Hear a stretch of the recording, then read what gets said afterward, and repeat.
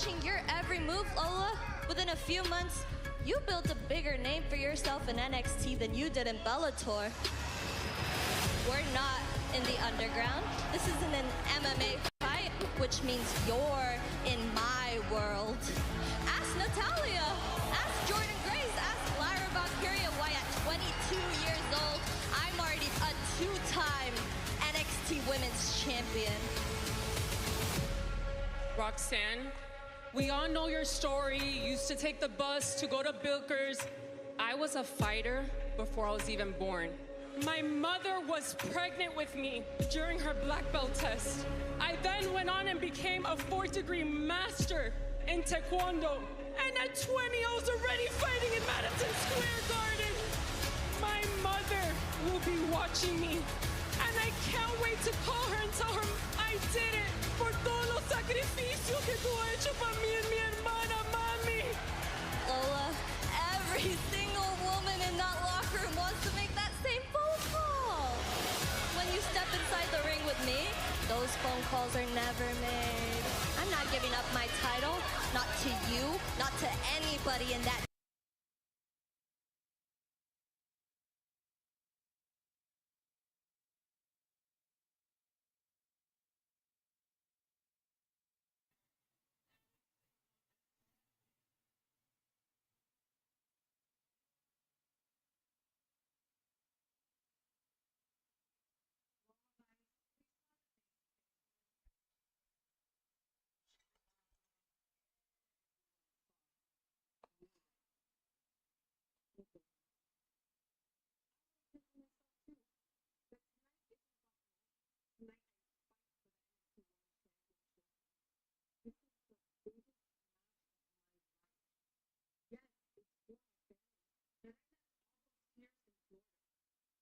Tonight, I will knock out Roxanne Perez and become the first Cuban-American NXT Women's Champion. Gracias, Sarah. Good luck. Back to you, Sam and Megan. Thank you so much, Sarah. Wow, we have certainly seen a different side of Lola Vice. She's a completely different superstar from the time that she won the breakout tournament until now, where she has her opportunity to win the NXT Women's Championship. But I want to go back to that different side we saw out of her at NXT on Tuesday. A very emotional Lola Vice. Sam, does that change the way you view her heading into this matchup at all? It's got to. She's never shown that side of herself on television or to an opponent. But the thing to keep in mind, I think, about Lola Vice, because I did sit with that. What does this mean? We don't know. We don't know how emotion is going to either play to her strengths or to her weaknesses. That's what we're going to find out tonight. But the fact is, Lola Vice is one of the most dynamic superstars in all of NXT. I mean, Lola Vice has proven that she is not just one thing. Between her fists and her feet, she attacks from every angle. Sometimes she's hip shaking, sometimes she's back fisting people into other time zones. The fact of the matter is, as she's made clear, she didn't adopt this world of combat. She was born into it. And everybody has wanted to stop those hips from dancing. And you know what nobody has been able to do so far? Stop those hips from dancing. And I'll say selfishly and for Lola Vice herself, I hope they never do. And for Booker T. He said selfishly. Booker T loves himself some Roxanne Perez as well. We know the history between those two. The prodigy Roxanne Perez trained with Booker T as she made her way to NXT. But she did bring up something interesting on Tuesday at NXT. She told Lola Vice that it's unfortunate that her timing in NXT happened during Roxanne Perez's title run. Is there any truth to that? Well, I think according to Roxanne Perez, there's truth in that. I think it clearly remains to be seen. That's probably not the way Lola Vice looks at it. But Roxanne Perez has evolved, to say the least. She has become an absolute savage.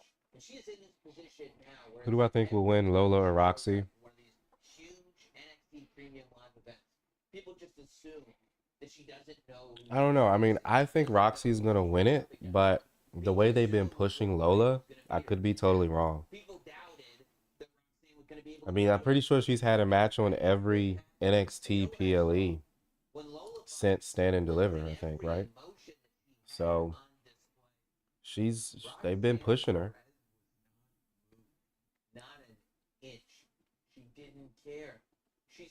sure that everyone in the locker room has a story just like that.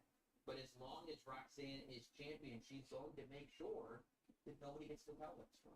And Roxanne did mention to Lola that this is a wrestling match. This is no underground matchup. Wow. This is not an MMA matchup. She is in, Lola Vice is in Roxanne Perez's house.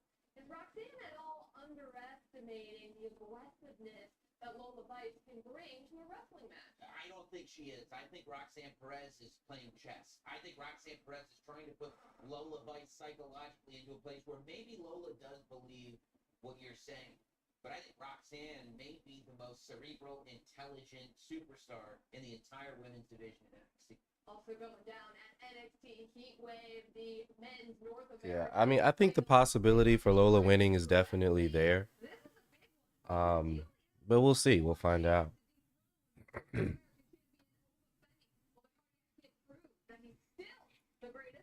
I don't think Lola is that great of a wrestler. She's a great fighter, but I don't know if she's that great of a wrestler. So I don't know how well she's going to do against Roxy, who is a good wrestler. But like I said, the way they've been pushing her, the possibility is definitely there. Literally broke my back trying to defend it. All of you cheered and supported and gave me the strength to do things that I never imagined I could. That support won't help me right now. It won't bring back the feeling to my leg. It's gonna take surgery and time. I've talked about this title so much to the point that it's become an obsession. I want nothing else.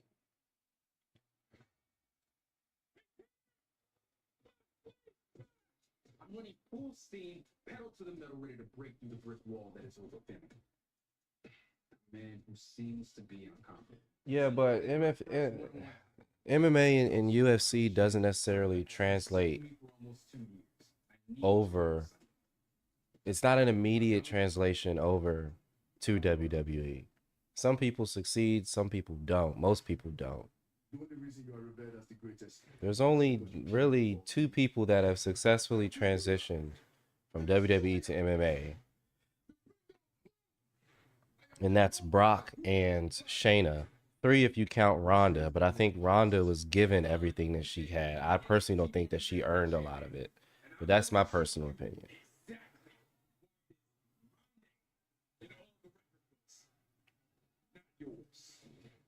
But I understand why. October Baby was good. But what needs to understand that the beacon of light he once was is slowly beginning to dim. This is Wesley's last chance to be triumphant. The Cardiac Kid's last attempt to pull it off and reclaim the championship that took his career to heights unforeseen. But Wes, I'm the epitome of dominance. Every superstar that has tried to defeat me has failed.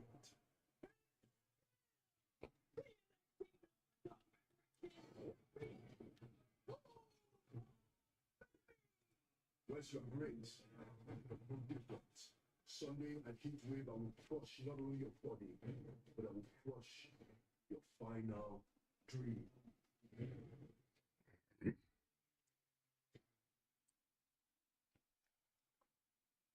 Well, the Heartbreak Kid, Shawn Michaels. The PLEs are always on Discord. Yesterday, he was talking about NXT Heatwave, and while he was talking about it, he referred to Obafemi as an unstoppable machine. Now, Sam, what does that mean for Wesley? It means that I hope Wesley was not watching the countdown to Money in the Bank. That couldn't have been encouraging, coming from someone like Shawn Michaels especially. But Shawn Michaels is not wrong. Obafemi is a self-described crusher of bodies and dreams. He stomped through this entire brand on his way. He's left everyone. Yeah, right now the Discord is only open for subs and patrons. Once the show starts, it'll open up for everybody.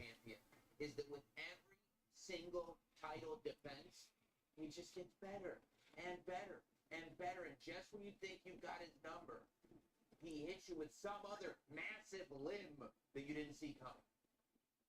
kid will need all the help he can get tonight as he looks to dethrone Obafemi for the North American Championship. I'm just being informed right now that we have some breaking news. That's the second time she messed up somebody's name. Hey guys, one half of the NXT Tag Team Champions, Nathan Frazier, has yet to make it to the Scotiabank Arena. If and when Nathan does make it, we will let you know. But coming up, Megan and Sam will break down the NXT Women's North American Championship match, as well as the NXT Tag Team title match, where if Nathan doesn't make it, it looks like Axie might have to do it alone.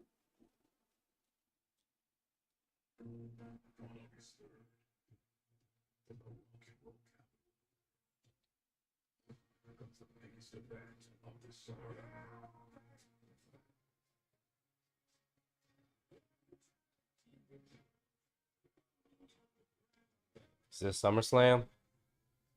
Yep, this is SummerSlam.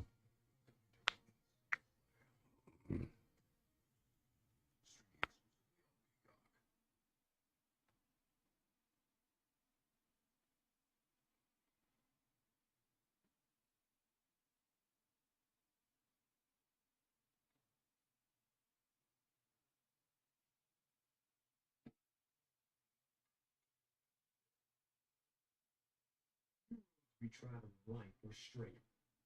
The journey lies in how we navigate the turns and forge the paths before us.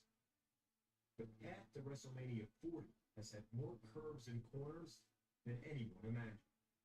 At the helm of this multi-million-dollar venture is WWE head of creative, all of that.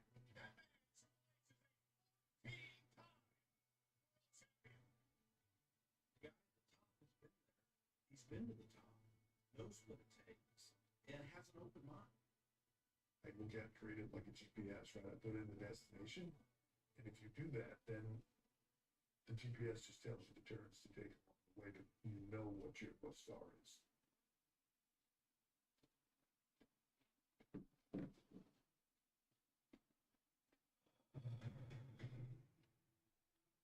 For Cody Rhodes, Last night wasn't my favorite. The women's match was the best match last night. The women's Money in the Bank match.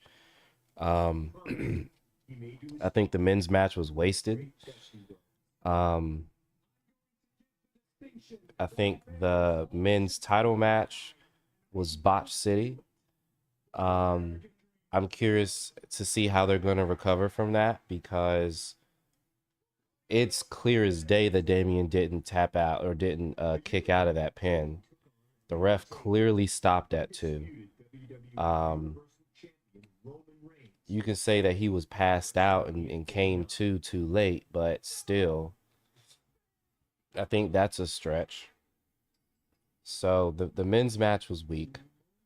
The end of it, the entire thing as a whole, I think, was weak. A lot of people are saying CM Punk saved that match. I don't. I think he just provided a distraction, I think was all that was. Back 2 years, fixated on the title. People kept saying, finish the story. I was saying, finish the story. But there are plenty of things that could stop. Yeah, that's kind of where I'm at with it, honestly. But we're still going to try. I forgot what the other matches were. The Bloodline match. Wasted opportunity. We could have gotten Jimmy to come back. We could have gotten a Jimmy and Jay reunion at that point. They could have hugged it out right there in the middle of the ring and then cut to black. So then we have to revisit that on Monday. That would have been an absolute banger of an ending. Missed that opportunity. I don't think Bloodline should have won that match at all. The fact that Cody took the pin is completely ridiculous to me. I understand they're probably trying to set up Cody versus Solo at SummerSlam, but Solo has never been a threat. He's been on a losing streak. He's never come off as a threat. He's just been an annoyance more so than anything else. So him being the quote-unquote tribal chief is unbelievable for me. And the fact that he actually pinned Cody last night is absolutely insane to me. Absolutely insane. You had 2 other people that could have taken that pin. Cody should not have taken that pin.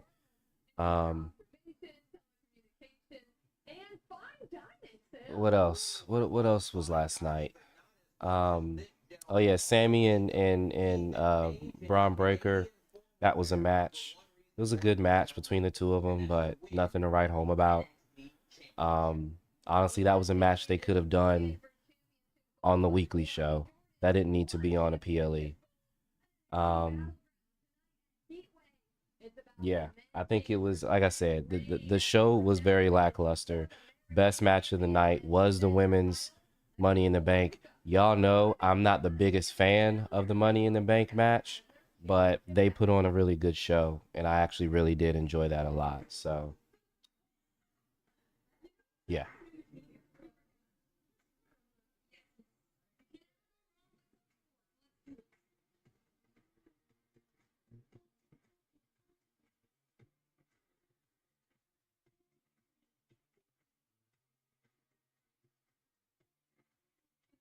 Yeah, that fall Chelsea took was pretty dope.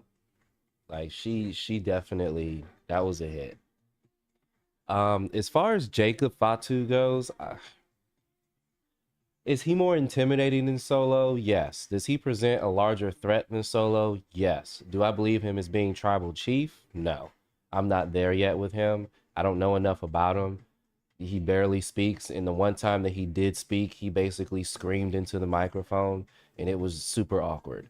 So I don't really know if I believe in Jacob Fatu as the real tribal chief, like I've heard a couple people say, but I do think that he's a much greater threat than Solo ever will be. Um, Solo came in as Roman's enforcer, but it made sense because Roman never really got his hands dirty at all. He had everybody else do his dirty work for him. Solo gets his hands dirty, but then he has an enforcer that is more threatening than he is. So it doesn't quite work as well. Especially since Roman was still a clear threat. You put Roman in the ring, he was dangerous, right? He just never did anything unless he absolutely had to. Solo still likes to get his hands dirty, but he's not as threatening as his actual enforcer is. So, it's just not there, It's not there. The Women's North American Championship for NXT, and that either means Within the next 2 years, Jacob will hold one of the top two titles. I don't know about all of that. We'll see. I mean, is it possible? Anything's possible. But again, I don't know anything about this guy. I didn't watch him in the Indies. I don't know anything. So I can't really sit here and say that. But at the same time, what he does in the Indies means absolutely nothing to what he's going to do in WWE because it's two different beasts. Reason why some people have success on one promotion and they have no success on another. They're two different things, so you really can't compare the two. Is he great in ring? Yes, but does that mean the WWE is going to use him well? No. So it's hard to say. It's two different roads that get to the same destination. The key is going to be what you learned on the journey along the way, because that's two different sets of information. And the most valuable information is the one that walks out the champion. One's comparing himself to Michael Jordan, the other to LeBron James. Who's the GOAT? Who's the GOAT? We find out. We could have that argument all day long, but we're all looking ahead to the main event, which is the Fatal 4-Way, where the NXT Championship is on the line. And earlier today, we checked in with two of the competitors in that matchup.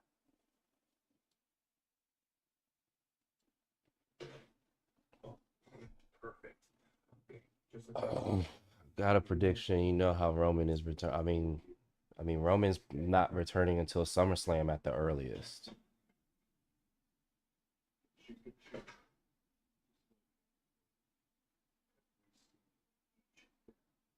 Ladies and gentlemen, all Leo here to talk to you about the Canadians. I gotta show you something. Let's walk here. Ladies and gentlemen, I am now donned in the Canadian tuxedo. I wanted to talk to you specifically about my outfit because I'm sure. Yeah, this is going to be a pretty good PLE for sure, I think, for NXT. I don't, again, I mean, listen, I've said it a lot. Y'all know how I feel um about hey, well, sorry Discord, I had my mic muted. I've been talking a lot. Let me know if I'm too loud on Discord too. I turned some stuff up, so it might be a little different now.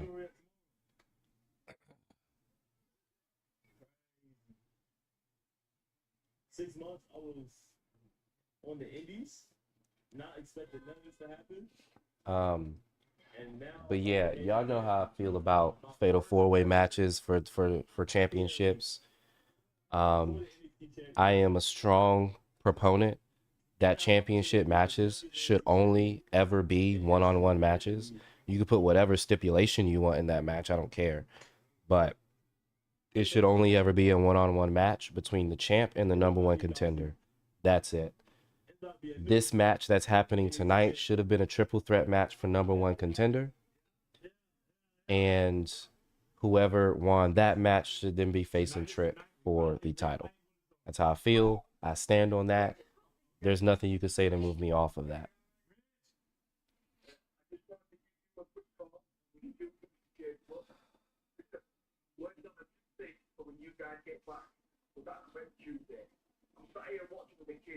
We're all buzzing, we're all excited. You guys win those titles, bring some gold to chase you. I just want to say again.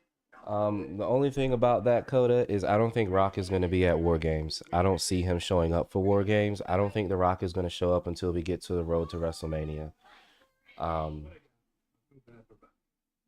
So I don't see that happening. I think if somebody does show up to War Games, it'll be some other Samoan that shows up out of nowhere in support of Roman and his lineage. But I just don't see The Rock showing up for a Survivor Series PLE.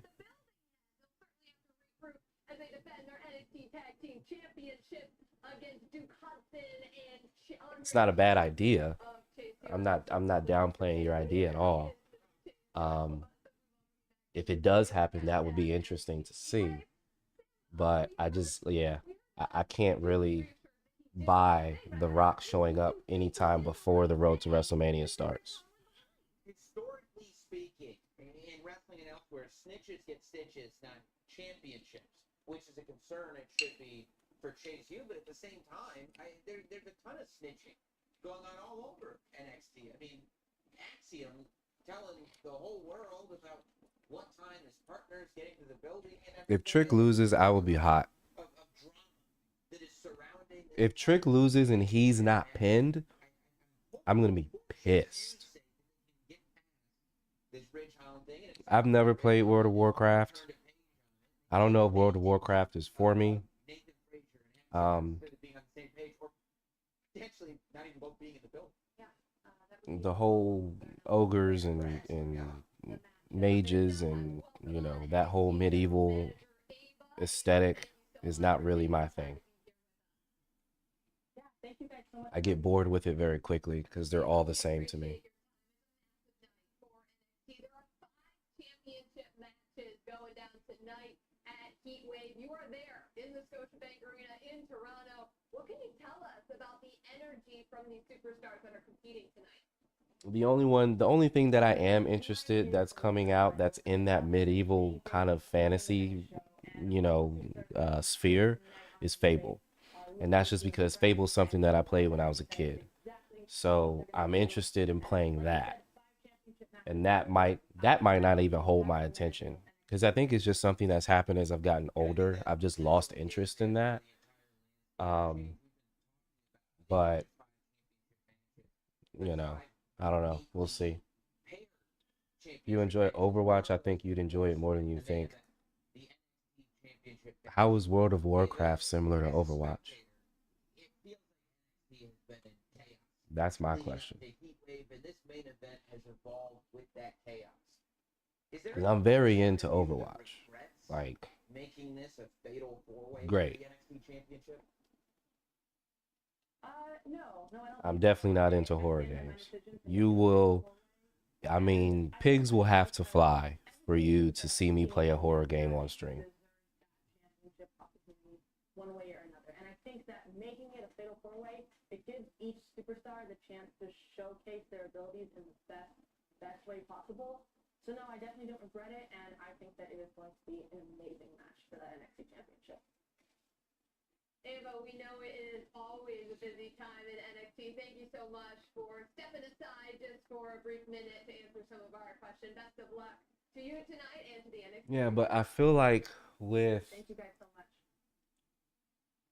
like MMORPG games, they're so dense that the PvP isn't fun unless you've been playing the game for hours and hours and hours, because people that have been playing the game for hours and hours and hours completely dunk on people that haven't, and it's not fun.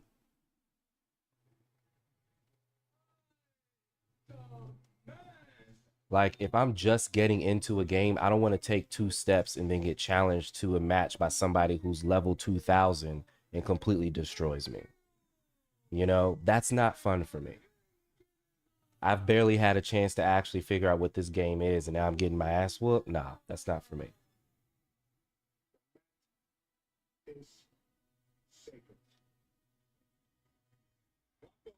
So if it's still anything like that, it's definitely not going to be for me. But if there's like some type of opportunity for someone that's got, if it's friendlier to newer players, then I think I would be more interested in getting into it. Concerned about since not having a worthy opponent to do battle for the legacy of the Legion alive. It has been something short of phenomenal. Wins the Rumble, beats Gunther at Mania, holds the belt to the final pay-per-view, drops it to either an up-and-comer or Orton, and they hug. And the next night on Raw, Cena retires. I am very much not wanting Cena to get a title shot. I want them to give him a nice story to run with, a good feud to run with, make his final match a really great one with somebody that he has history with. Most likely would be like a Randy Orton, but I don't want it to be for the title.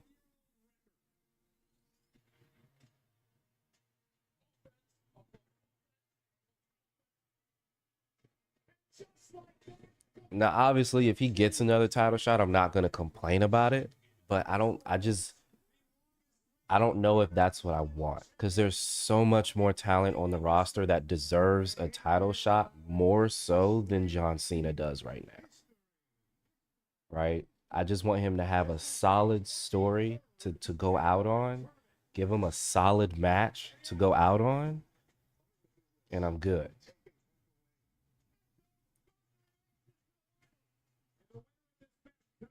The championship opportunity at SummerSlam.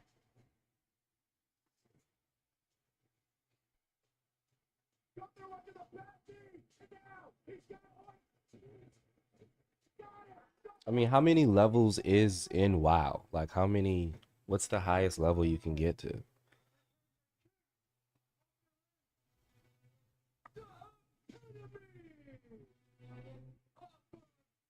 So you can buy the game for, I don't even know how much it costs now. Go straight to max level.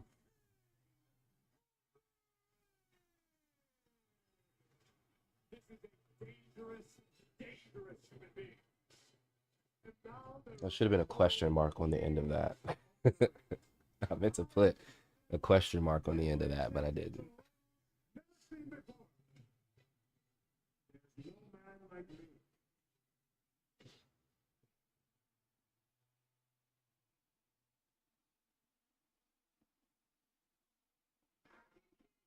Tickets for WWE SummerSlam at Cleveland Brown Stadium in Cleveland, Ohio on Saturday, August 3rd are on sale. So you need to buy both expansions or just one of them? Fieldhouse in Cleveland, plan. Tickets available via SeatGeek. But going down tonight. Do I think Wesley should win the title? He's the only one built enough to win the title from Obafemi. I'm a big Obafemi fan. I'll be honest with you. Would I be mad if Wesley beats him and takes the title? No. Do I want it to happen? No. I want Obafemi to hold on to the title until there's somebody that honestly I believe could really beat him. Because I don't think Wesley could actually beat him. But if he does, it'll be like a David and Goliath kind of thing, and I can still kind of get with it. And part of that is because I do like Wesley, but I'm a huge Obafemi fan. I really am.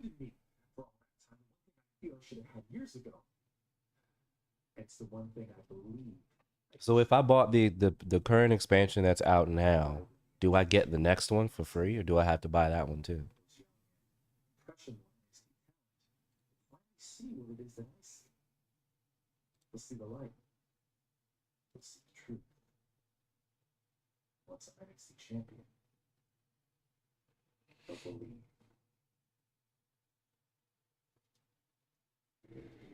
So I just touched down in Toronto. I'm walking downtown, trying to clear my mind. I got Heatwave tomorrow, you know. And I usually don't do this. I got something to say, so I'm gonna get it off my chest. Well, it's not on. Where do you even buy the game? It's not on Steam. Because apparently everybody and their mama thinks that they got what it takes to win the title shot off of Trick Williams. It makes me feel that I should be pissed off. Because what in your right mind thinks that out of all the titles of WWE and NXT especially, that Trick Williams is the right one for you to try. I mean, I expect to have the young OG. He's young. He's hungry. He wants it. I've been there before. I understand that. But the other two, y'all got enough experience to know better. And maybe you think because we in Canada, you're going to get a little home cooking. Nah, dog. Newsflash. They love Trick Williams all around the world. I'm the most entertaining, the most athletic, the most dangerous man in this business. I'm going to have to get Michael Jordan, Michael Jackson, Mike Tyson at the same person at the same time. You want my title, dog? I ain't going to lay down for it. Better be ready to go hard and do something you ain't never done before. Because I am the one. I am the anointed. Believe that. Tell your mama about me. Trick Willie in the 6. Well, after tonight, only one Instagram account will showcase that NXT Championship. It is on the line in a fatal four-way as Trick Williams defends against Ethan Page, Shawn Spears, and Javon Evans. Oh, buy the next expansion and get the current one free. So I could pre-order what is this? The War Within, and I get all the other ones. Cool. Is Wesley the greatest NXT North American champion of all time? Or can he only call himself that because Obafemi hasn't had a chance to take that from him? The North American Championship is on the line tonight. Obafemi defends against Wesley. As far as we know, Nathan Frazier has not yet arrived at the Scotiabank Arena. Hopefully he'll make it in time to team up with Axiom and defend the NXT Tag Team Championship against Chase U. Tonight at Heatwave, the legacy of the NXT Women's North American. Yeah, I mean, you can send it. That's fine. I might check it out. Oh, shit. You don't have for all of the action to go down. Carmen Petrovich and take on JC Jane and Jasmine. Names right here on the Countdown Show. Let's get it over to Scotiabank Arena. Nick Joseph, Booker T, take it away. Here we go. This is our first match. It's a pre-show match.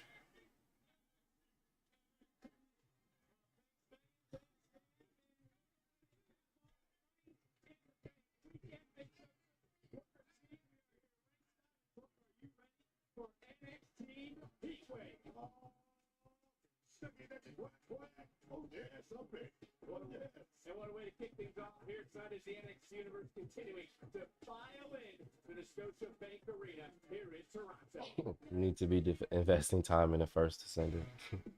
I played a little bit earlier with Zilla today.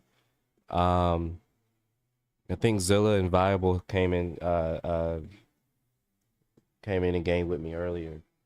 It was I'm coming around on it. I'm still not totally sold on it yet.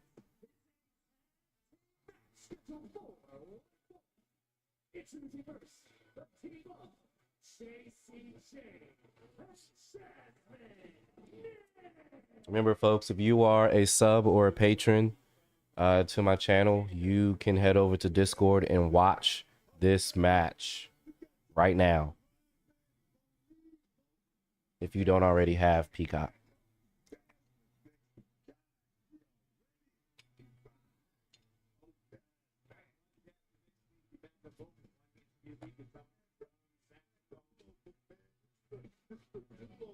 How many C4 energy drinks have you had today? This is like the countdown to Heatwave. Wait, I had 3. I've only had 3. Well, we'll take only 3 seconds for one of these teams. Fortunately, YouTube folks, you do have to be a patron. I don't have memberships unlocked on YouTube yet. So if you're watching on YouTube, you need to be a patron or subscribe to my Twitch channel to watch it right now.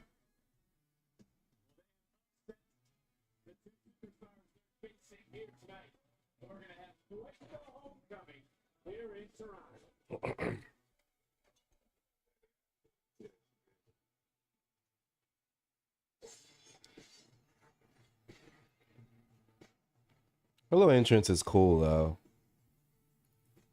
Carmen Petrovich.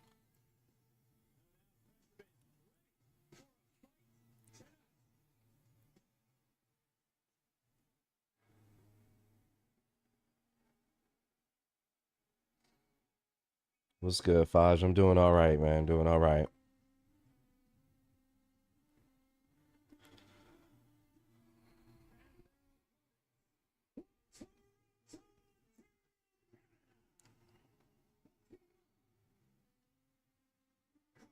Tell you what, Wednesday is going to be a big rest day for me. I've been going nonstop since Friday, so it's going to be a big rest day for me. Friday I had a wedding. Saturday was Money in the Bank. Today we have this. Monday is Raw. Tuesday is NXT. Wednesday is going to be a huge rest day for me. So y'all might not hear a word from me on Wednesday. I might pop on the stream for a little bit. We'll see, but I got to get some rest because I am kind of feeling it.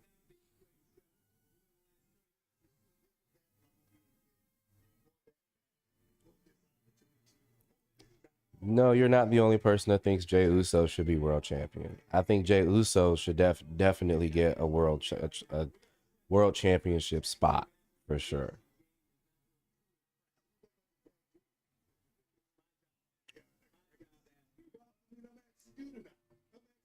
Actually, you know what? I can't take Wednesday. Well, I might be able to take the day off on Wednesday, but I'm gonna try to get a DJ stream in on Wednesday night.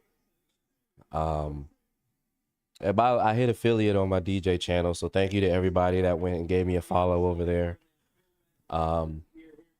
That's definitely gonna help out a lot, especially when Twitch implements its DJ program. So I appreciate you guys for that.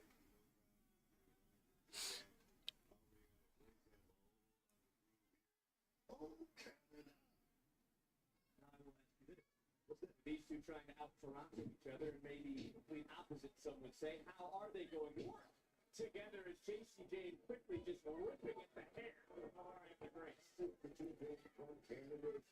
Give them perhaps the edge to go out here and try to do good in front of their own country. Big slam from Grace as well. When we talk about Canada, we talk about the women here of NXT All Eyes last night on the return of Hall of Famer Trish Stratus. Want to thank you, Trish. Did I like the first Descendant? It's growing on me. I can't say that I like it, but I also can't say that I don't like it. It's just kind of sitting right in the middle for me, where there are moments where it feels good, and then there are moments where it doesn't. And it might be the RPG elements of it that's kind of it's kind of similar to how I feel World of Warcraft is, where it's just dense. And it's hard for me to fully grasp everything that's happening in terms of the upgrading your character elements and stuff like that.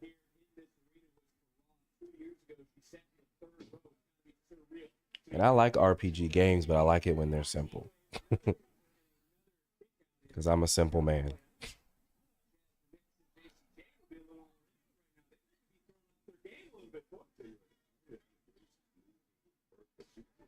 Look at the eyes, look at the body language. Right now they're looking real good, but it's still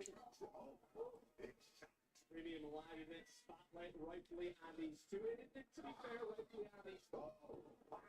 In the best women's division in all of wrestling. So I think the Hardys will return to WWE.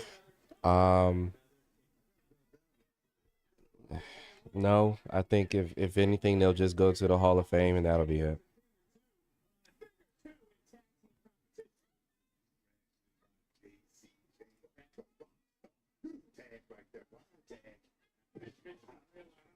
Oh, with that neck breaker, she certainly does know now that Jacy Jayne is legal. And Jayne, hearing it from the NXT, which is still filing into the Scotia. I feel like I sound really negative today. I'm sorry.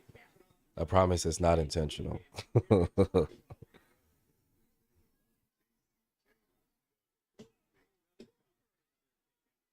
But I will definitely shed a tear at WrestleMania 41 for sure.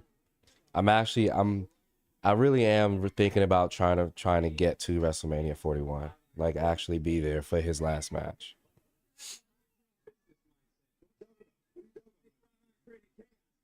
Or at least his last WrestleMania.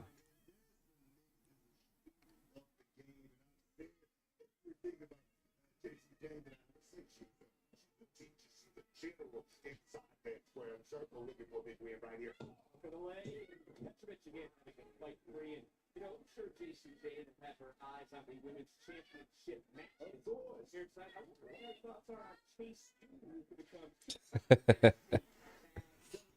Zilla's buying tickets. Kevin said he got me a ticket already. I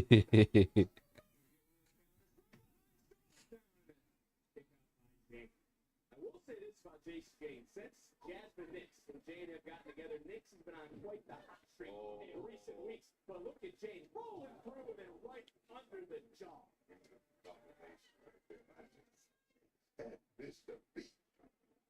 Nix, we were just talking about with love to pick up a victory. Was it suit and was he saying it was suit and tie? Because I can't remember exactly. I was half asleep after Money in the Bank last night. Was it after WrestleMania he's retiring the jorts, or after December he's retiring the jorts?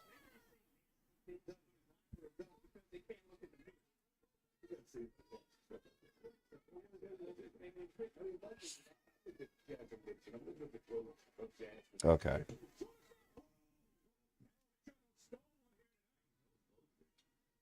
So he's still planning to do more matches after WrestleMania. Just WrestleMania will be his last WrestleMania.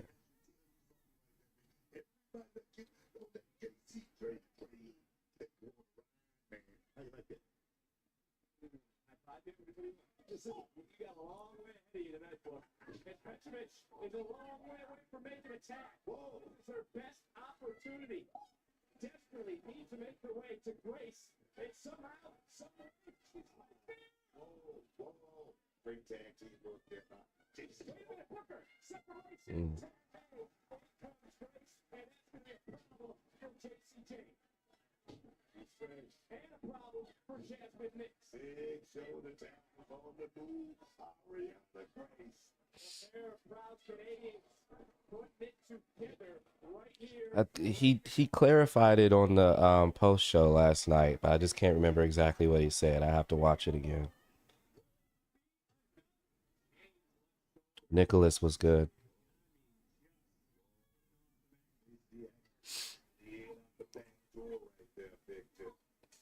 Tag is made. Carmen Petrovic is now legal. Jacy Jayne. They still believes that Grace is the one who is legal for their team. But look at this. Tag team offense. Petrovic is legal, but to remember, cover, count. Talk about slithering by the skin. Oh, man, that was so close. Big so close. Yeah, 2025 is going to be a year. I mean, we got Netflix going to, or we're all going to Netflix, which you know Cena's not going to miss out on that, of course. Which I said this last night too. That'll also help Netflix's numbers, right? Because people are going to watch for Cena. Believe it or not, he does have a big fan base. People are going to watch for him. So 25 is going to be pretty big, especially, and you got, once Road to WrestleMania starts, Rock's going to show up again. You're going to have that whole deal. I mean, it's going to be pretty wild.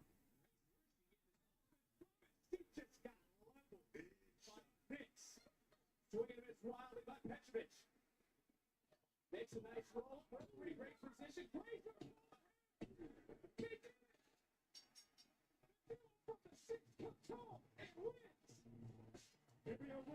Wow.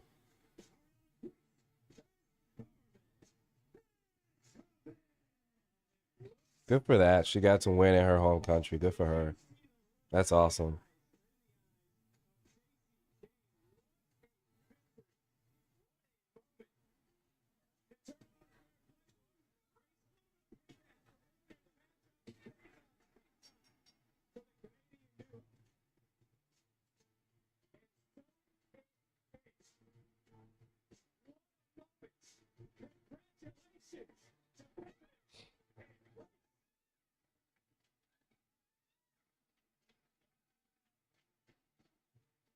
Good for her.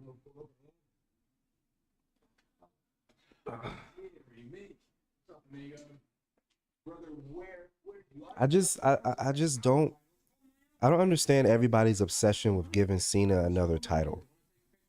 Like, I don't understand it.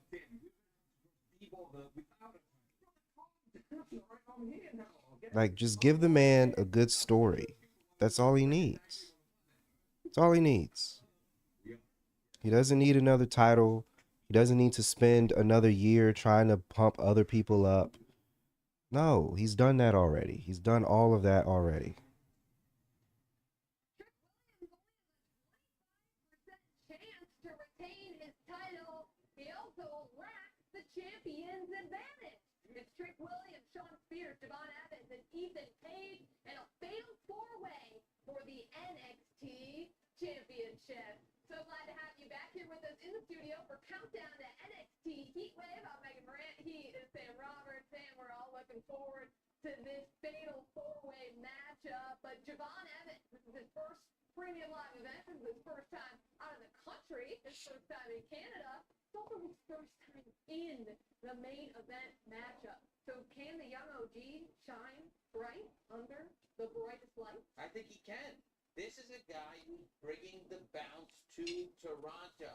He dances to the sound of his own drum beats, does Javon Evans, but ever since the young OG stepped foot in NXT, he has had the entire NXT universe talking about him, waiting to see what he's capable of. And the fact is, there is a huge portion of the NXT universe that is Carmen and Ariana won. seen before, not only NXT, but I would argue the WWE as a whole. A 20-year-old, like the young OG, somebody who speaks to a generation that a lot of us can't even make sense of, becoming the face of this promotion. Can you imagine? Yeah, well, Shawn Spears, ever since he arrived in NXT, is completely rocked with a foundation. But, you know, he's competing in his hometown, and he is the only superstar that has pinned Trick Williams since Trick has been a champion. Never been to Tim Hortons. Never been to Canada. Spears is the experience. He had a good night. I'm sure that gives him that confidence that he needed going in. But Shawn Spears is no stranger to big NXT events, and the fact is that they haven't worked out for him the way he's wanted them to work out. This has been a goal of Shawn Spears now for decades, to be the guy. And who knows if he's going to get another chance in. I just wonder if Shawn Spears' attention is in the right place. He's been so wrapped up with Javon Evans that I don't know if he's paying attention. I don't know. I feel like if I go to Canada, I want to go to a Canadian town, like a Canadian town or a Canadian city, right? I feel like Toronto is just New York in Canada.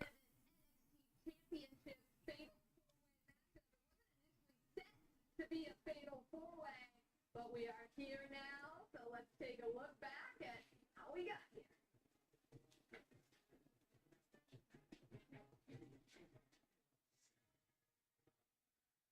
Talked about this. I dreamt about this. We all know this. Chris Williams is your new NXT champion. This is a new era like Chris Williams. We don't call this Now, am I safe on the countryside?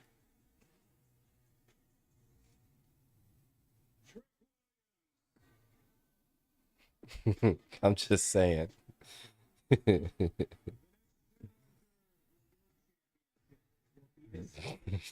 Tell me to go to the American countryside. I might not come back. Yeah.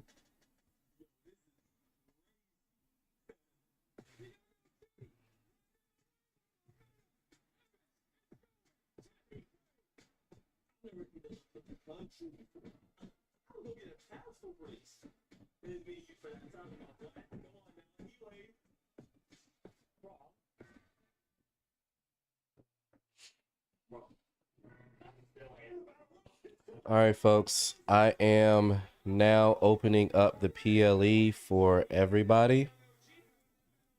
So if you want to watch NXT Heatwave with the fam, head over to Discord. Otherwise, sync up your Peacock with, if you can hear it in the background, try and sync up. And you'll get my full-on reaction here.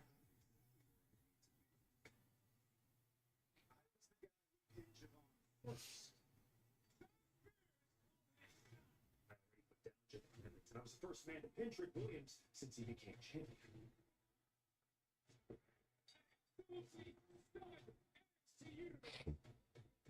Yeah, that's the world we live in, so.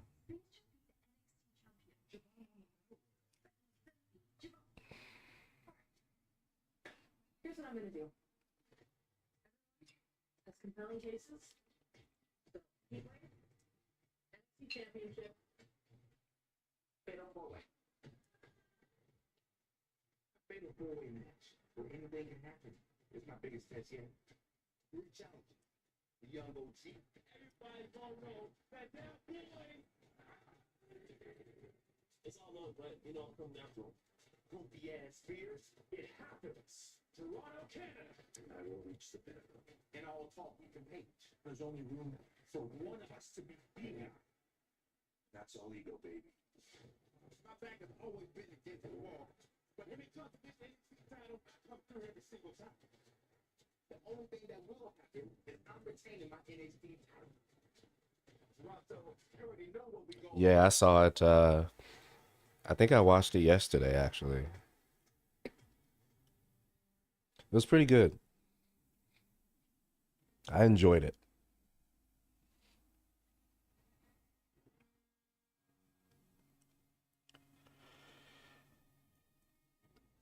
Ooh.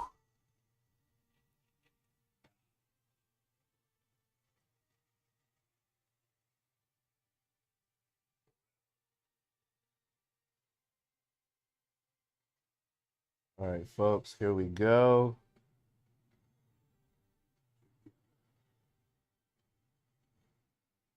Whoa, whoa, whoa.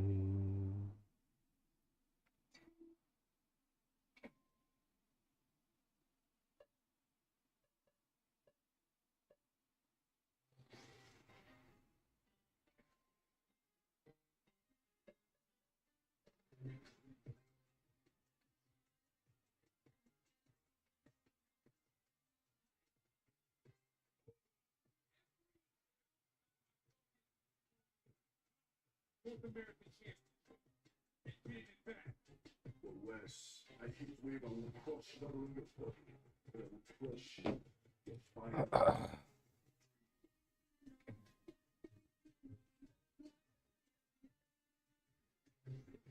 So we're going to face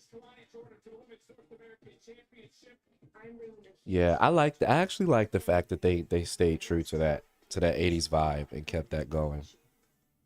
I appreciated that a lot.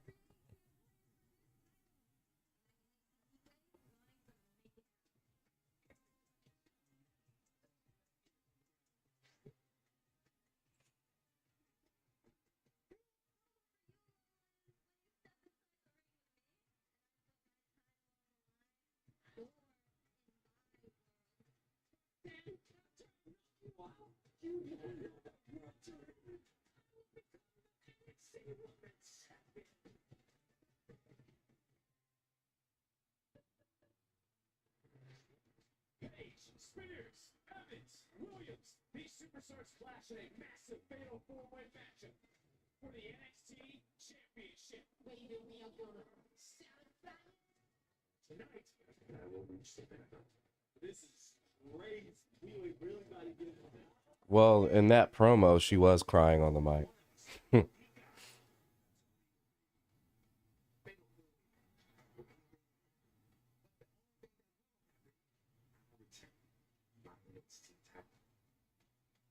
Toronto, prepare for a scorcher tonight. It's time for NXT Heatwave.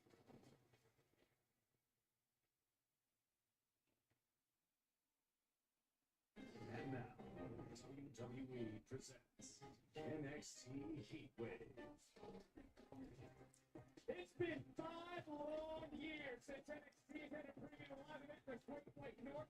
Monday Night Weekend ends in Toronto tonight as lives were changed last night. Careers will be changed in a moment. We welcome you to NXT Heatwave, where it's all from the NXT Championship will be defended this evening and earlier today.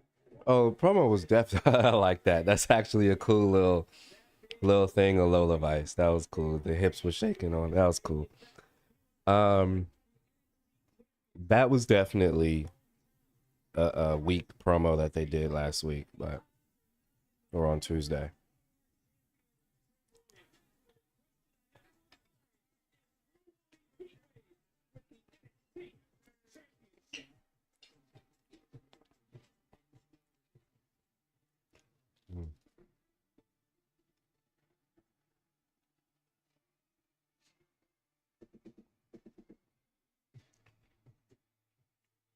Oh, we're starting with this match? Holy shit.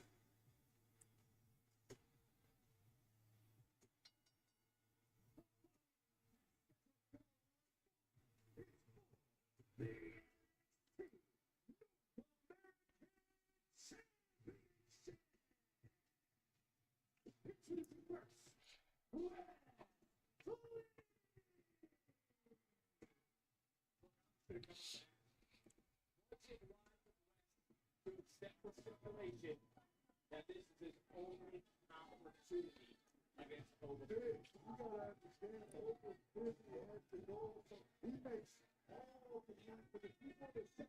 You gotta capitulate to his movement. You get one shot, man. One shot, and it's over. And when I say it's over, I mean it's over. Over.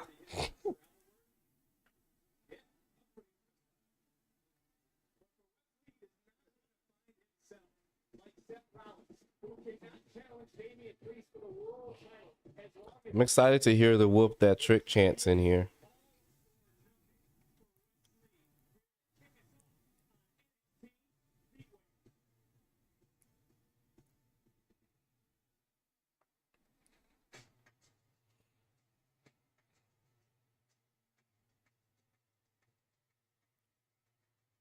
Oba needs pyro for this. He really needs some pyro.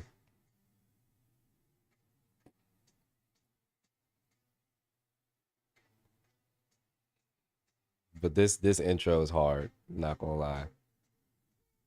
The intro is hard.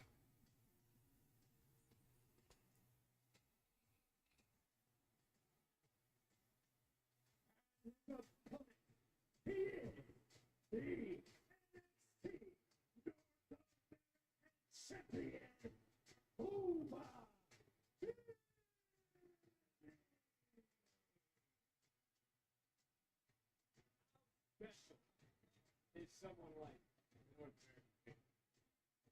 No doubt, opportunity is a generational talent thing. I would give it 1975, the present day of Swedish. This dude right here, he's a star, man. Maybe the North American champ.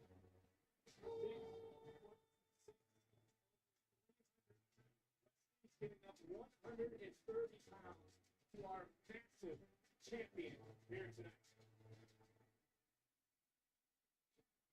Nothing short of an unstoppable machine. But there is no fear in the eyes of the challenger who looks to reclaim the North American title here tonight. And before this match gets officially underway, what is it going to take for Lee to win? Is West really the one to conquer the unconquerable?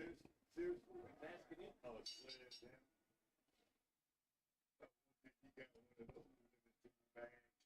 He might need it. Pull a lot of tricks. He's gonna pull all the stops here tonight for Wesley. Being impressive 8-2 on premium live events. The catch there though, look, Wesley has lost his last two. Lost that championship due to not being when Billy gets shoulders to the mat. That's got to be something that he thinks about on a regular basis. And something Williams has to think about tonight in our main event. Fatal four-way does not need to be pinned, does not need to be factored in the decision to lose the NXT Championship. This is Obafemi at his best, overpowering, manhandling, the massive frame of Obafemi. And look at Wesley, creating a little bit of separation now. He's going to have to use that speed, going to have to use that quickness, go to the body, trying to crack a rib. But Obafemi got face. Oh! It's unfortunate that this is a lightweight versus a super heavyweight, but that's just part of the business. Something that this young man is going to have to overcome. Swinging for the fences. Oh, wow. No, Bale and Lee was a tag team competitor. He was forced to break out on his own. He captured the North American title. He literally broke his back, defending and elevating. I mean, right now, this is very much a David and Goliath style match.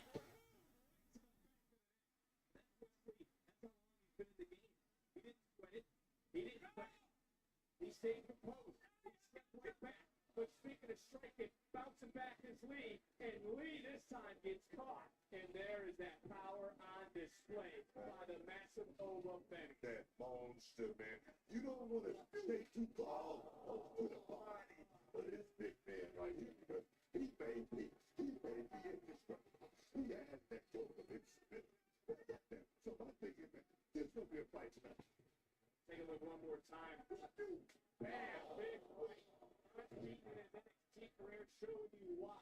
But Wesley is showing you why he doesn't stay down, why he doesn't quit. And I hate to say it, but is Lee's heart too big for his own good? It may be too big, but that's what makes Wesley.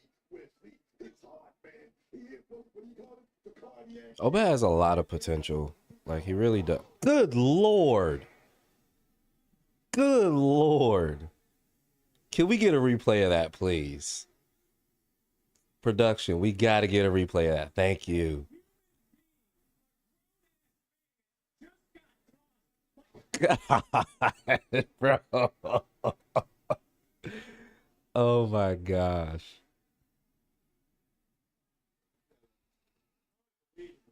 Again, Oba has a lot of potential.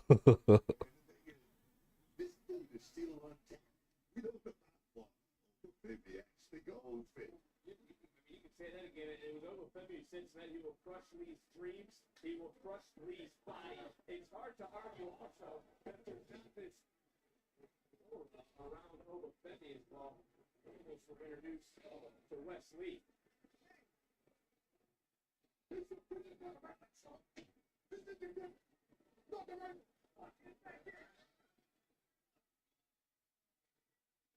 Obafemi again.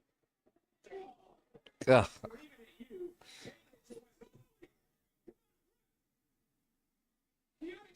Steel from underneath the ring.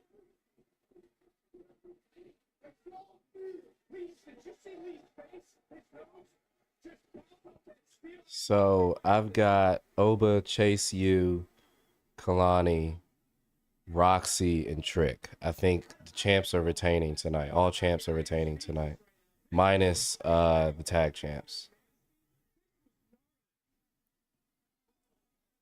What Femi is putting Wesley through in just the last, what do you take, 3 or 4 minutes, is unbelievable. He said exactly what he was going to do, and now he's doing it. I mean, Wesley was a great champion, but he was a great champion. You've been saying about Wesley being the greatest North American champion of all time. I mean, with the way this is going, Wes might actually win this match.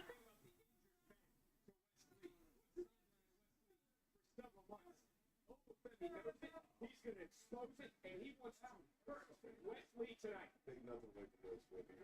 He was a great champion, perhaps the greatest North American champion of all time. Oh, yeah. I meant to be broke to pick all of them. He said that his opponent, Wesley, is living in the past. Femi has been conquering NXT into the attractive field in the SEC at Alabama as the NXT University of the Scotia Bank Arena in Toronto is trying to rally Wesley, but that's over 330 pounds, stepping right on that surgically prepared back. Ready for Obafemi to be on the 2K roster. You and me both. We should be getting Obafemi instead of Post Malone.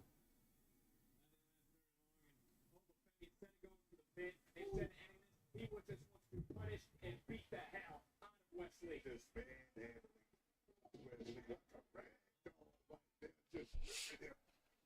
He just got folded in half off of one right hand. Big shot by Obafemi. What are you talking about? One big shot? That was a huge shot.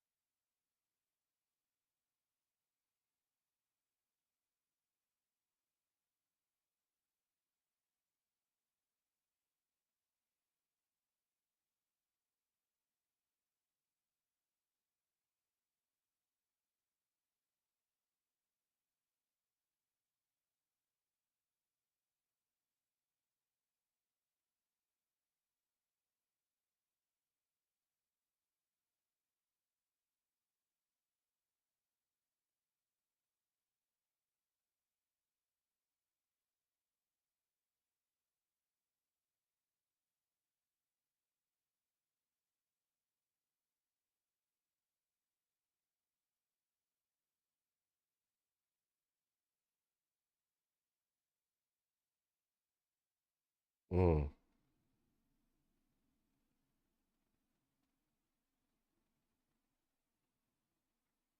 Baby's head just bounced off the steel right there, bitch.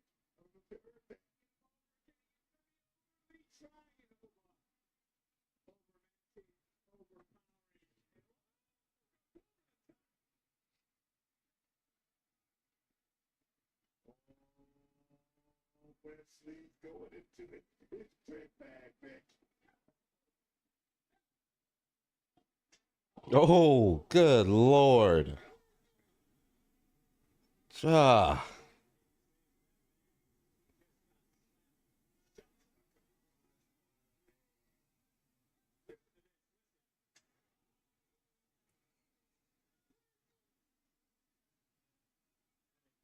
Obafemi is like NXT's Gunther. Who can actually beat him?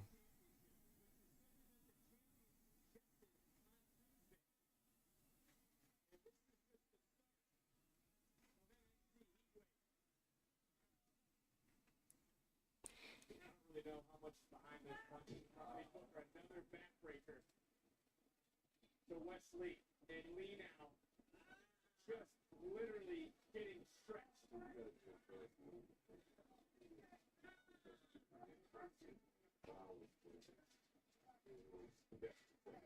Wesley side ahead. trying to fight, trying to do anything he can to get back into this match because it has been one-sided, except for a little bit of a flurry to start from Lee. Into the cover will it finally be open. Lee kicked out. It doesn't matter. It really doesn't matter. I mean, it's time. Time is ticking, bitch. What a way to kick off NXT Heatwave. NXT's North American Championship is on the line. The first of 5 championship matches here tonight to cap off Money in the Bank weekend in Toronto. But it's all on the line for Wesley. And you can see right now, his palms are sweaty, his knees are weak, his arms are heavy. Okay.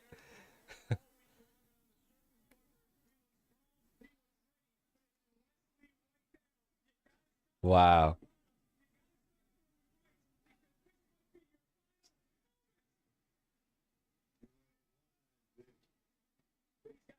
Wow, Vic. You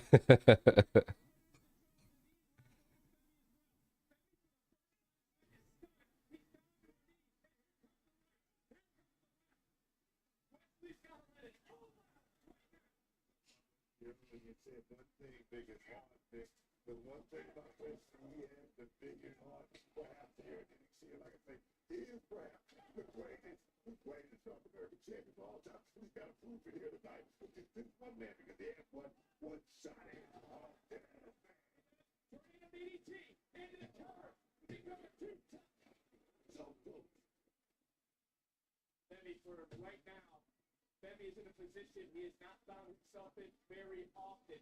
Wes Lita has been in this position. That deep water booker that you always talk about. Never seen this. Yeah.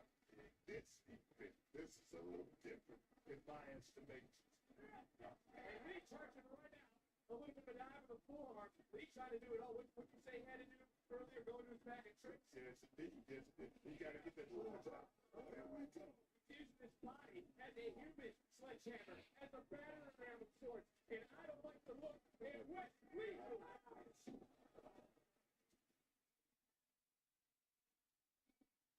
Speaking of Demi, back in the ring. The only place Lee can win the championship inside the squared circle. Lee looking to fly the media. Mm.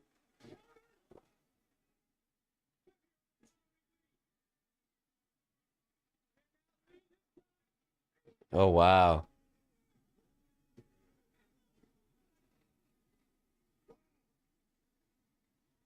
I have Oba winning this match. I got Kalani on the soul on her match.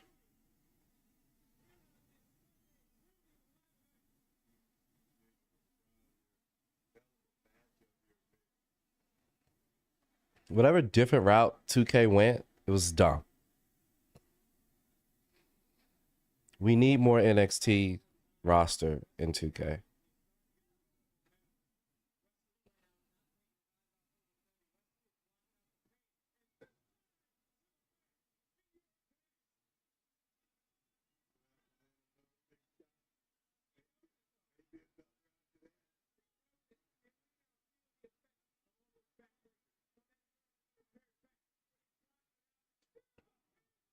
Hmm. Oh, wow.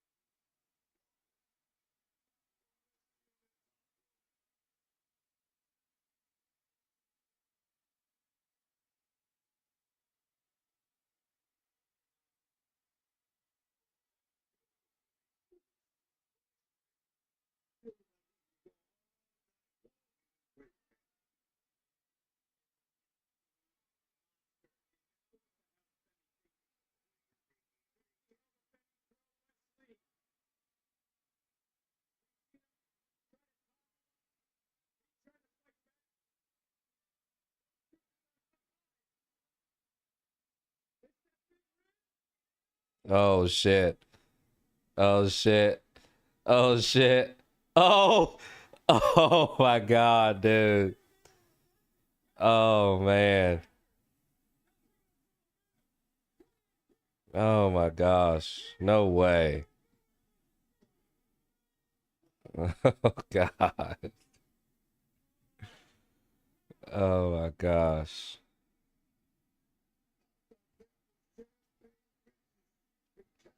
I didn't play 22, so I don't know.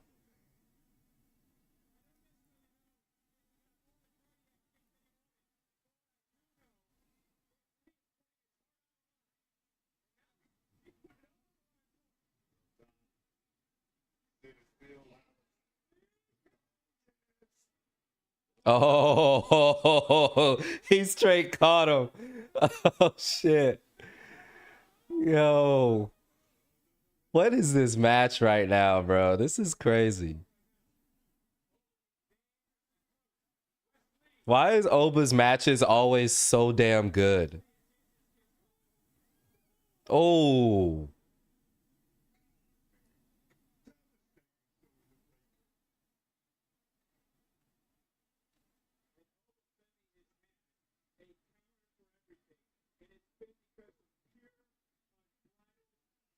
Like they've been putting Oba in the ring with some of the best on this roster, bro. Like it's these matches are so unnecessarily good.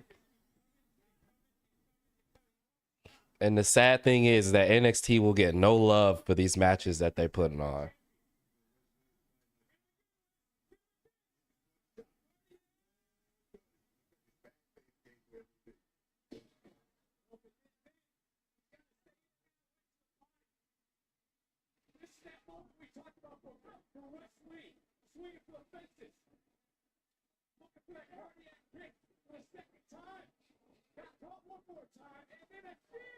Mm.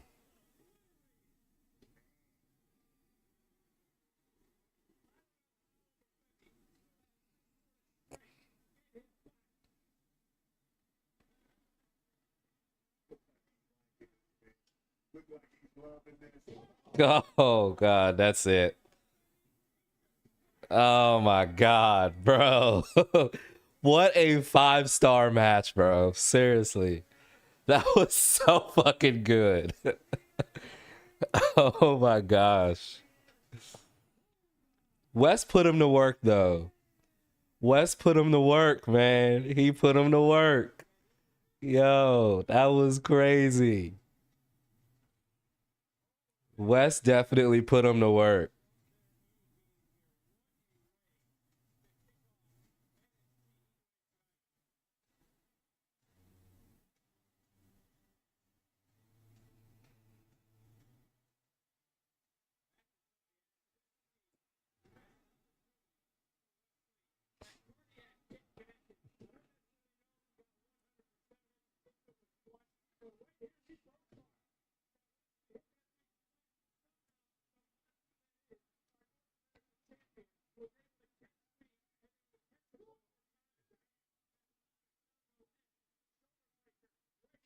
I don't know what's up.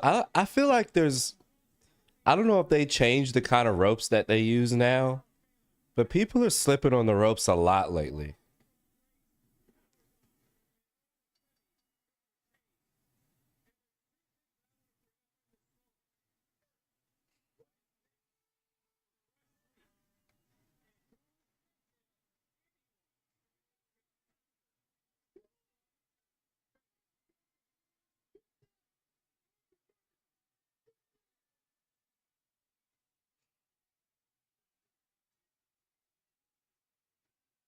It's not an NXT thing. It's a main roster thing too. It's happened over there too.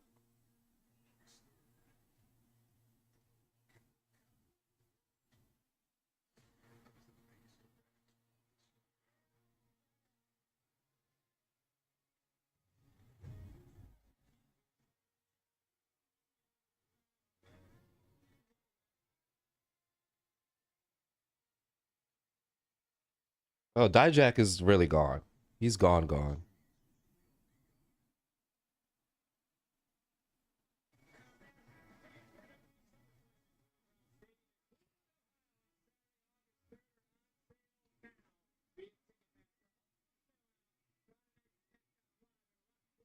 I don't think Dijak was leaking anything.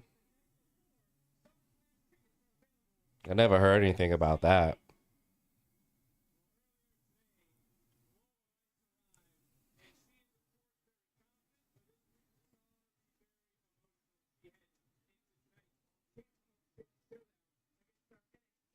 Women's champion, the Rising, who doesn't care about Lola's story or journey.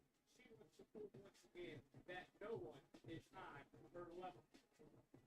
On the topic of championship, from the women's title to the women's North American championship, who will stand out here tonight? Will it be the champion, Kalani Jordan, or will it be the challenger, Joe?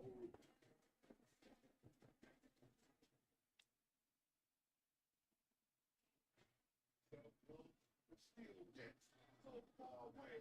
You gotta feel it. All my life, I wanted my name in record books. But to be written on those pages, I had to work like a champion. Champion.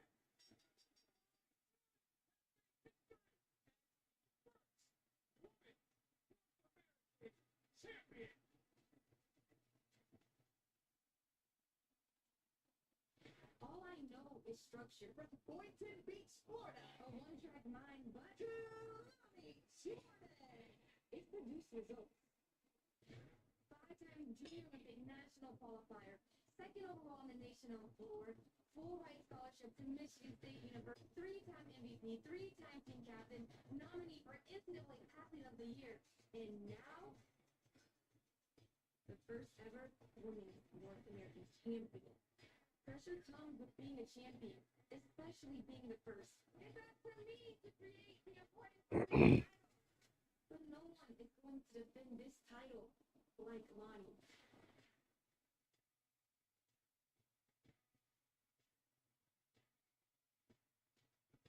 Being a gymnast, no accolade can be taken away from me, but this title can be. Sobuka has everything to be a champion. She's an unparalleled athlete who deserves this match. But like Michael Jordan said, some people want it to happen, some wish it would happen, and others make it happen. And at NXT Heatwave, Lonnie's gonna make it happen.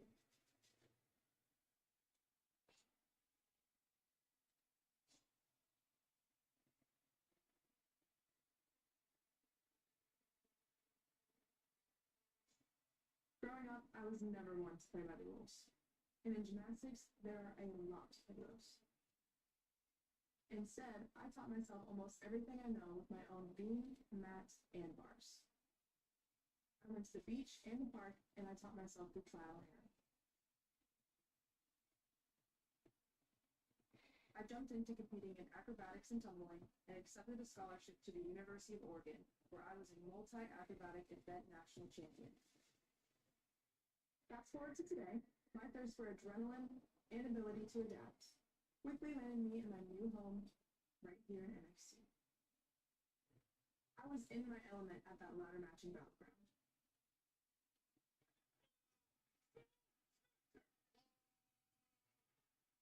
I'm not afraid to admit, I came up short to the better woman that night.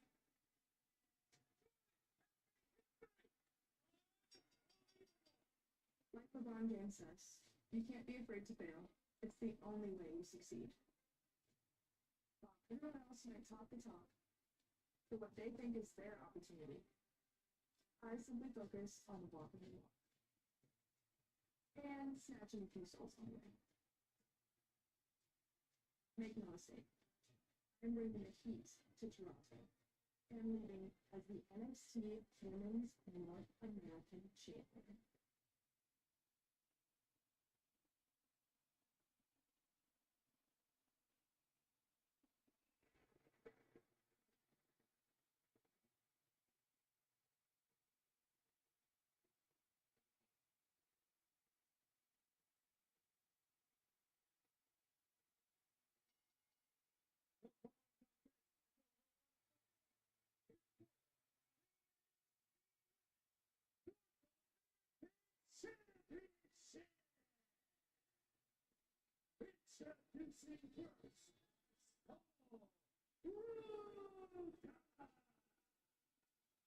After what we just witnessed in the opening contest here tonight, and what we're about to witness here in moments and throughout the entire evening, I feel like asking this, but You agree that this match has all the makings to steal the show based on the athleticism of these two women that are about to show up and show out. No doubt, no doubt. I think it really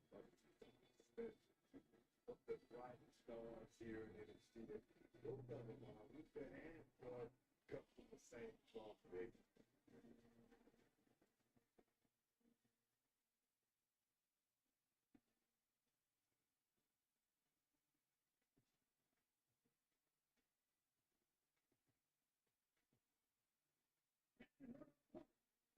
God damn it, dude. Stop opening the new fucking thing.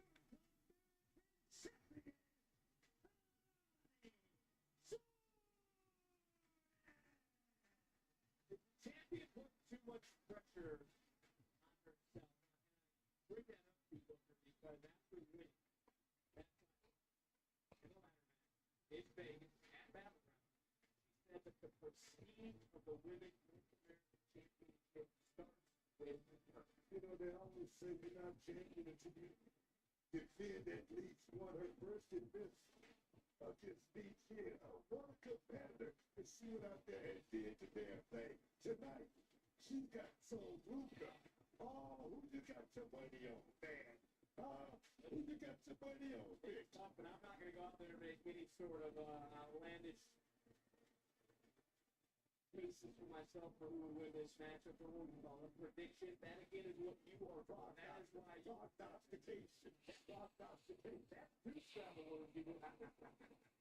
So about the NXT Women's North American Championship and the champion less than 2 years in the ring. And to be honest, both these women have adapted their athleticism to the ring with absolute ease. You know, I really believe so. We could in the same place to go on the job and that setback, that left hand.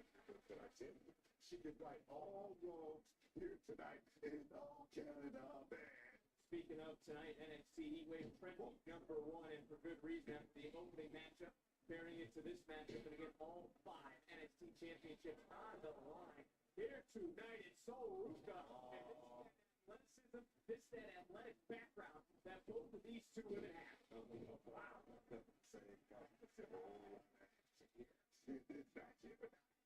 Starting at Star Wars, and Jordan will be a Big Ten rivals of sorts. Ruka attended Oregon, Kalani, Michigan State. There's a lot of competitive spirit between these two women who are friends on the outside, and they bring that friendly competition here tonight to Toronto.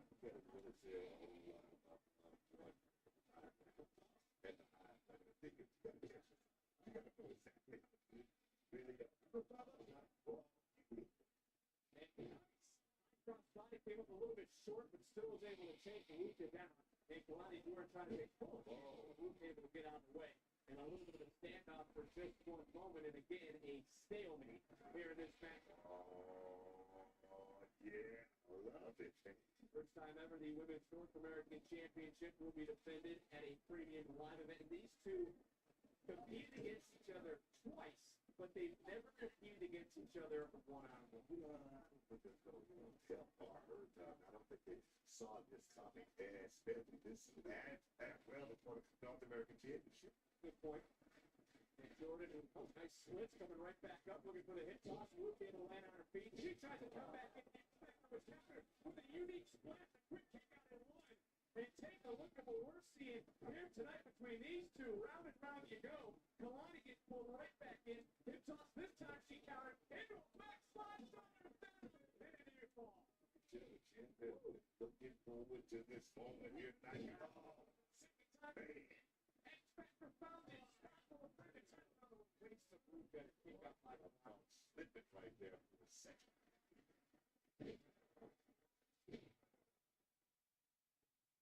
Another look at how impressive both these women are, and for some of the action participants, Jordan has welcomed the pressure with being the first champion. But take a look at Sol Ruka right now. We talked about the athleticism, given his background, everything they've done in college.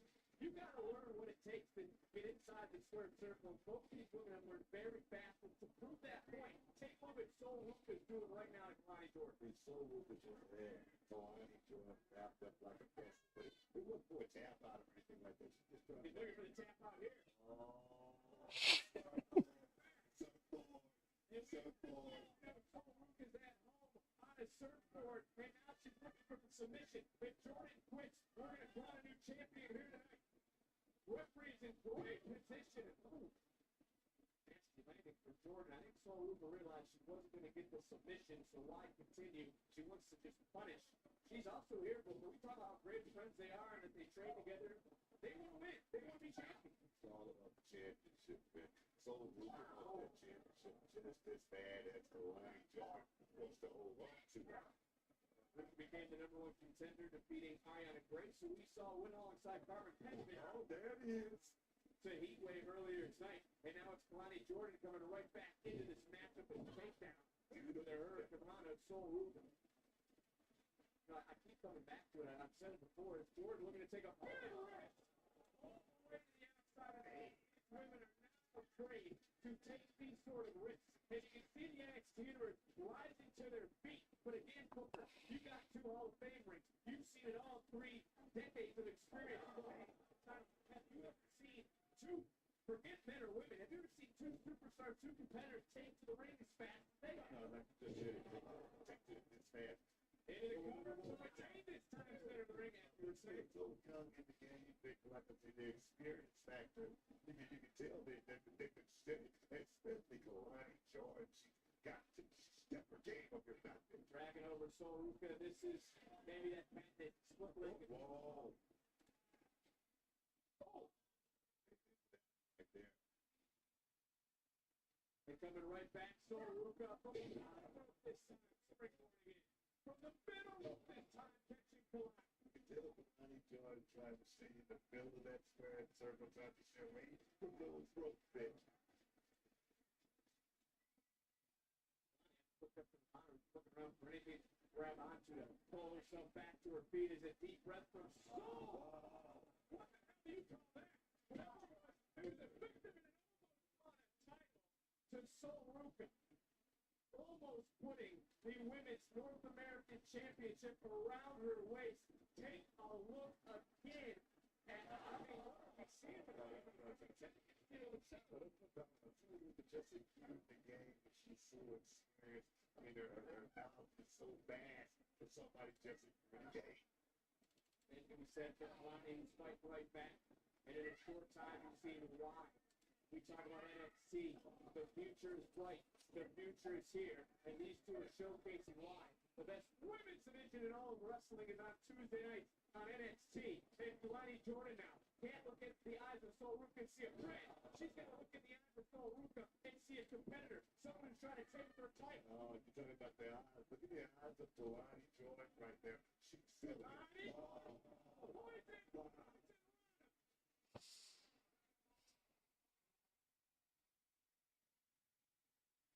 The NXT universe showing their love for these 2. What is Jordan thinking? Moved up to the outside. We talk about the NXT and such a rich history here in Canada. Jordan is continuing here tonight, and it's continuing right now.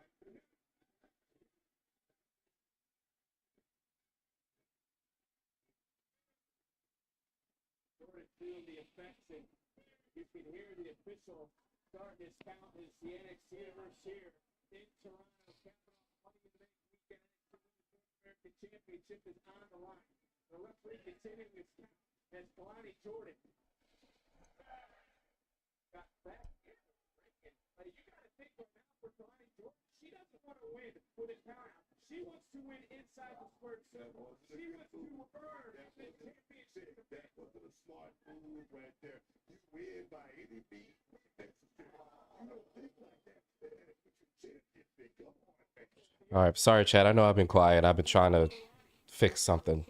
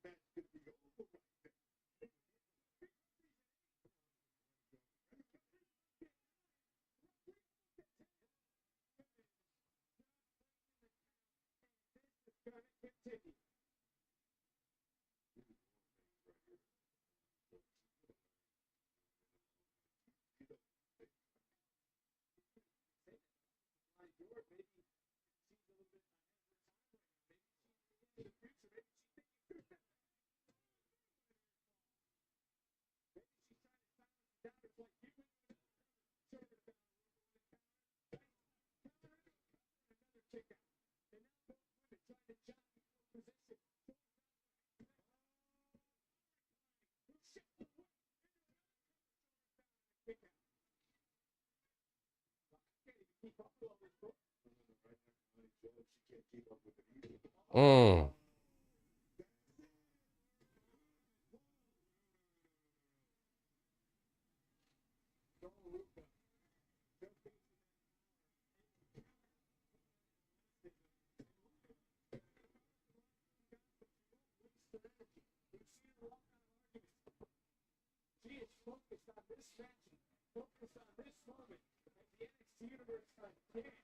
This is already better than Money in the Bank. Once again, NXT puts on a crazy good show.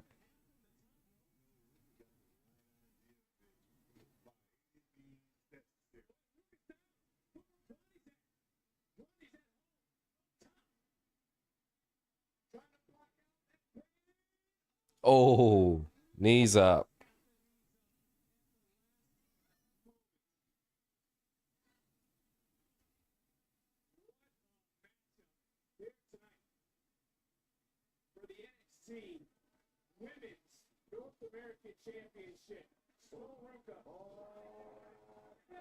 Oh,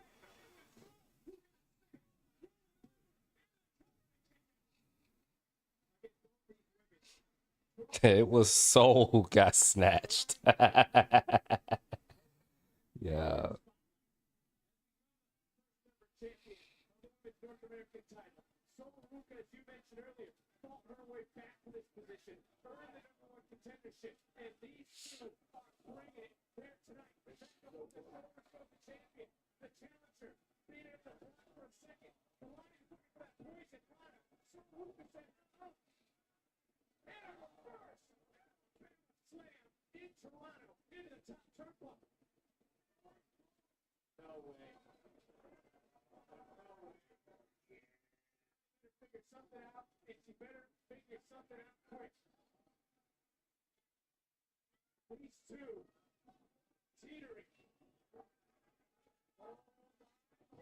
Wow.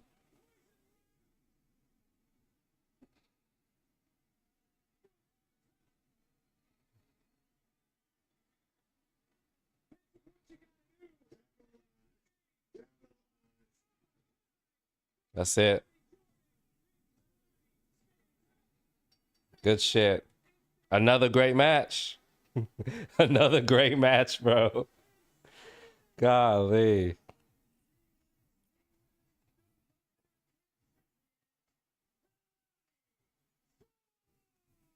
They block out.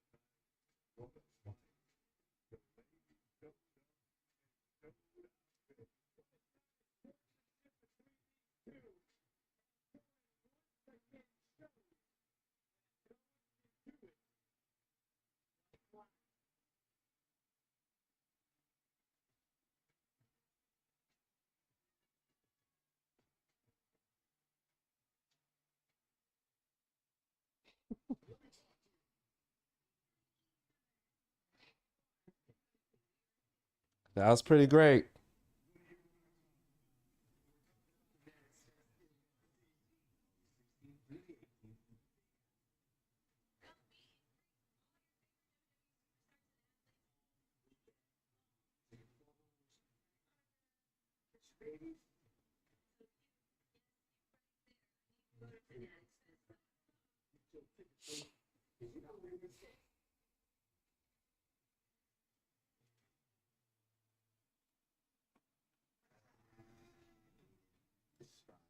don't make a very good first impression. He was somebody who would just smack the face out of us. WWE Legends. The episode next Sunday at 8 on WWE Superstar Sunday. Only on A&E. Watch next day on the A&E app.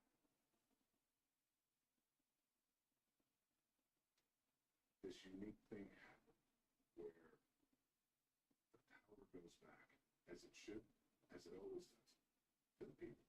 And then they start voicing their concerns. The WWE Universe took to social media. Hashtag We Want Cody trended for 72 hours straight. This is how you do face versus face. Yep. 100%.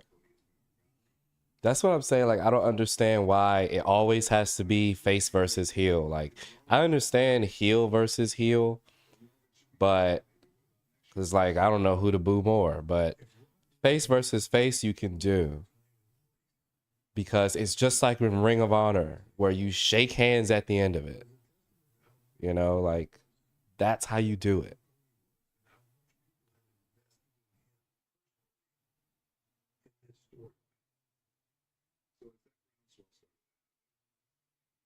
A few things can happen when you're in this scenario.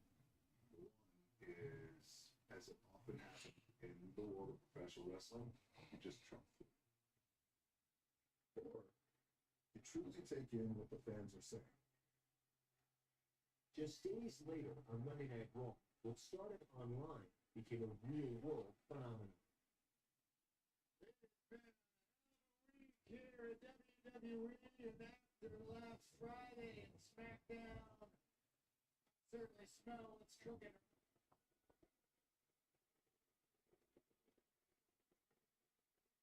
And make the decision to pivot.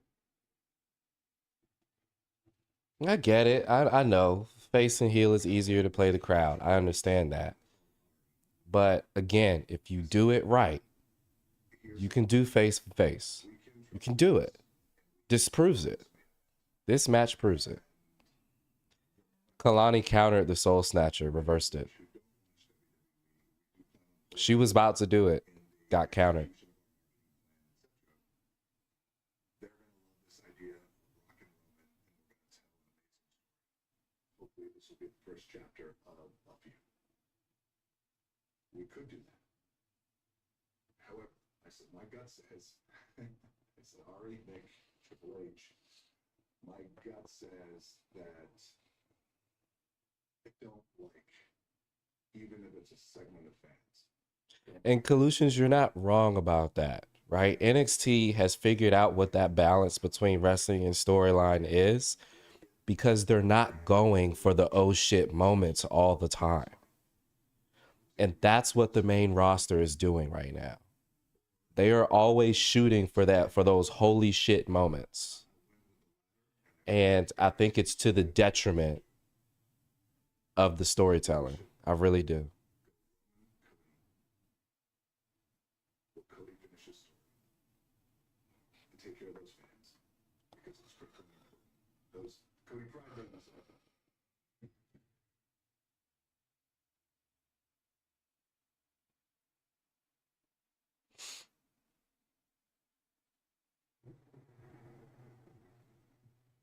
Cody, man, we just gonna sit here in this broke down car all the way to October.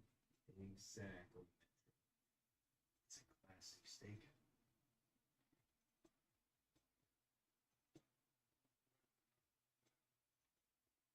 Don't you have a tour bus? Don't you have a tour bus?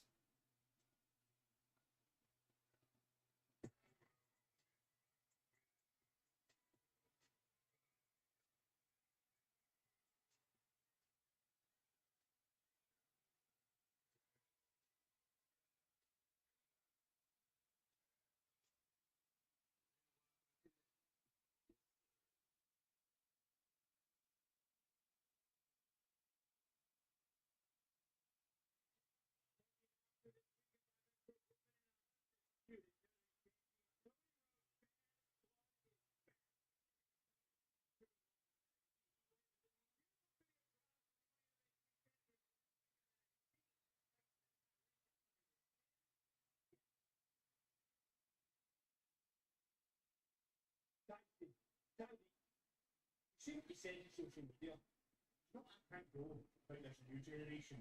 The lack of respect they've got for those that came before them. Lads, I've been doing this since you two were 4 years old. It doesn't matter about how many YouTube subscribers you've got. See all this trying to be a social media influencer. What matters is what you do in the ring. Nobody cares how high you can jump.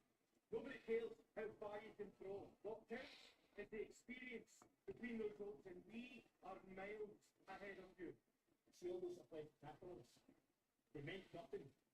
When Wolfie slams you into the steps. See all the clout you have in all your platforms? Nothing. When Mark wrapped a steel chair round your back. And I haven't forgotten before.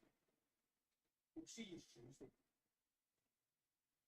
Well, but for earlier tonight, countdown to Heatwave, we have a big tag team matchup with our Canadian duo, that being Carmen Petrovich and Aria Grace taking on Jasmine Dixon. Vince Chan. Well, right there, you saw the turnout for the Canadian duo who came home and picked up a big victory earlier tonight.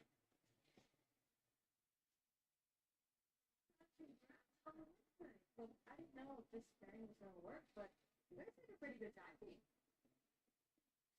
Thank you, Ava. I'm so glad it worked out. The result would have been catastrophic. But thankfully, I was there to give the people of Toronto what they needed. Ariana, hang up the pin.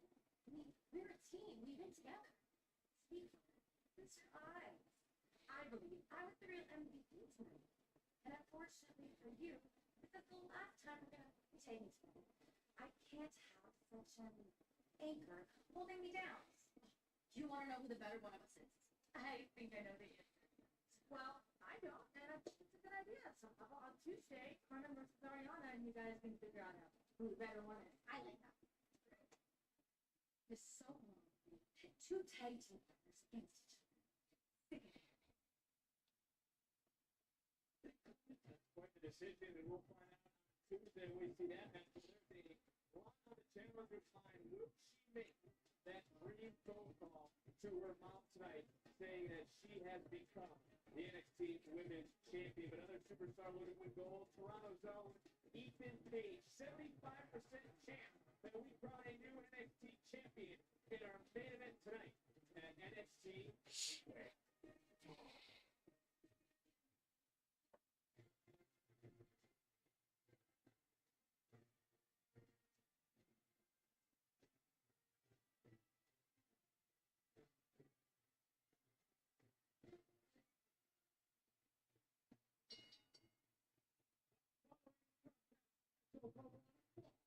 It's for the NXT Championship. Into the universe. Representing Chase University. Who comes in? This could be a monumental moment for Chase U and their students here tonight. You're gonna find out. You don't like this kid, Riley. Well, wait. If you really stand up, you don't like him, you like him. Well, you like Riley out. I'm gonna say it. Since when? I just said it, dude. Yeah, but you didn't say that 2 weeks ago. You didn't like it. What I gotta say it 2 weeks ago? I'm saying it now. Like I like, not right away. I like Riley out. Just stand up, dude. Yeah, them two, I like. Well, Riley has been waving the flag. Everybody said it. Can you hear? Can you hear? What? Can you hear? What? Can you hear? What? Riley has been waving the flag when it comes to Rich Holland, who you can see is not here, the red flag tonight.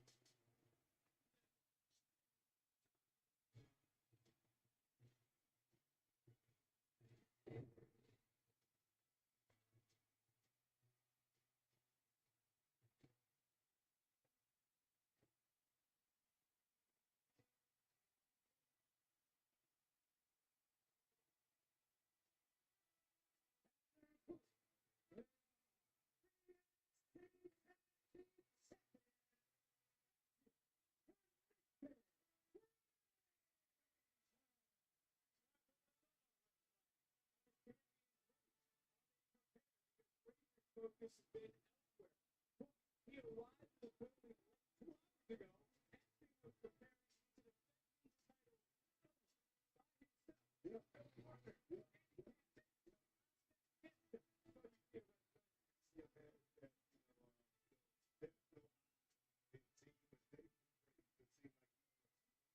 This team is totally not focused at the tag.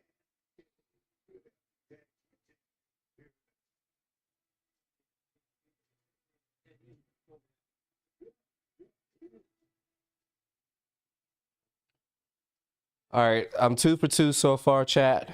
I definitely think Chase U is winning this one.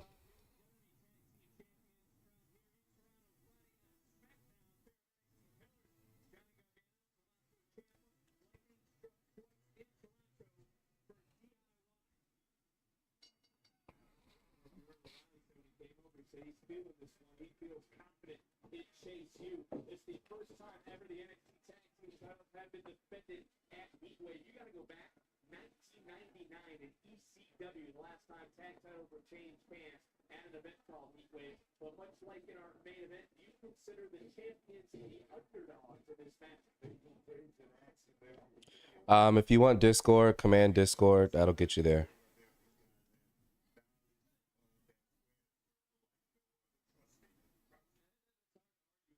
Take a look at the champions. They have defeated AOP. They've defeated the OC. They've defeated the D'Angelo family. So they have been tested since winning those tag team titles. Oh, nice counter. This goes. Well, you're just actually pointing out when it comes to action, a student of the game. He knows the ins and the outs of this stuff. Everything that you get out of this. Trying to counter the Chase, nice shot rolling through. And a quick cover one more time. It's Chase who goes down, covering out. And actually back to his feet down quickly, rolls back out in his own right, able to tip right up. Out of stand. There's an inch that you not play, but you can't do it by yourself. When you're a tag team, it's going to be Fraser to watch his back at all points in this match. Oh, man. Still trending number one NXT Heatwave. We are capping off Money in the Bank weekend here in Toronto. And it's all about the NXT Tag Team titles right now. Nice drop kick from Axiom. Into the cover, another kick out. The only meeting between these two teams, it was the challengers who were victorious. It's something I'm sure the champions have in the back of their mind. Another counter, another step, another fitting. Brings a counter though by Chase. Axiom trying to roll. Shifted by Alfred Chase. Almost fought changing the titles for a second time. Would you want to put an asterisk by that win? Right? I don't even remember. You would want to put an asterisk by that win, right? As a Browns fan, if they win, I don't care what the hell they do. The win is a victory on a Sunday afternoon and Thursday. The Browns ain't win. We're going to talk about that. We are excited to get to Cleveland, Ohio for SummerSlam with Brown Stadium in just a few weeks. But here in Toronto, Chase U looking on it. They could bring the tag team title back to campus. But you don't even want to talk about the champions. Wouldn't you be annoyed if you were asking? Fraser's been competing at WWE Speed. He's off the challenge Tony D'Angelo for the Heritage Cup. As Fraser is a legal competitor right now. You know, I didn't really know that. Tipped off. Not the same thing. You would be there. You understand why Atkins would be frustrated as Fraser trying to quicken the pace, which is something he does so well. But there's your guy, the MVP of Chase U. And he should be the president as far as I'm concerned. Look at the big man. Look at the big man. Go. Big man.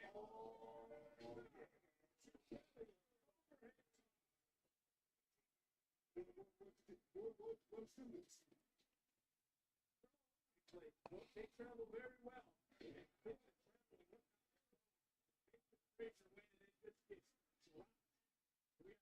Two right here in front of us, Thea Hale, Holly Osborne, they are up in arms. They are fired up. Fully focused on the task at hand here tonight. I mean, he arrived late. Actually, thought he was going to have a 2-on-1 match. A handicap match to defend these titles. He was worried. Fraser showed up. Fraser said time and time again. That's what he's worried about. There's a lot to worry about right now for the champ. However, not going to kick out. I always said that preparation, man. Preparation is the only luck you're going to have in this business. What would you have done to Stevie Ray? The fire things. Would he work for you? Under how big was the push to chat? I don't know if anybody's going to turn, but it's not going to be a peaceful split. They're definitely not going to be happy with each other. But I don't think it'll be a situation where somebody's going to turn.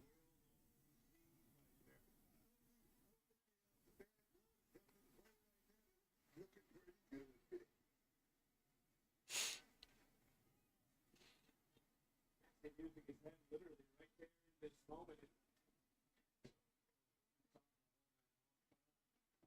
Championships being defended. What a night this has been thus far for NXT. And Axiom rolling right back. I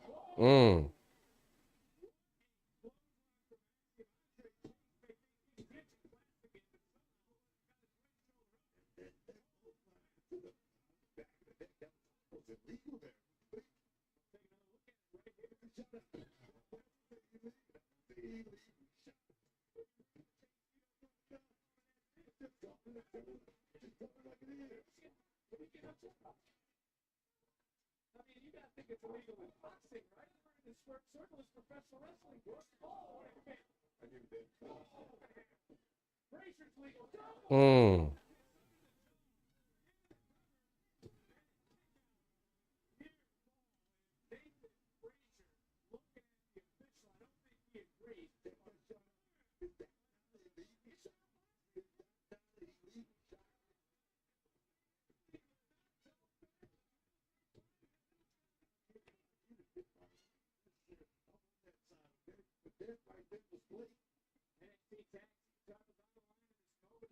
Champions who are in control here at NXT Heatwave, who Nathan Frazier will arrive late probably behind that match for a sigh of relief about 90 minutes ago, about 2 hours ago. This is going to be a handicap match, and Nathan Frazier is here. He is focused, and here we go. Oh.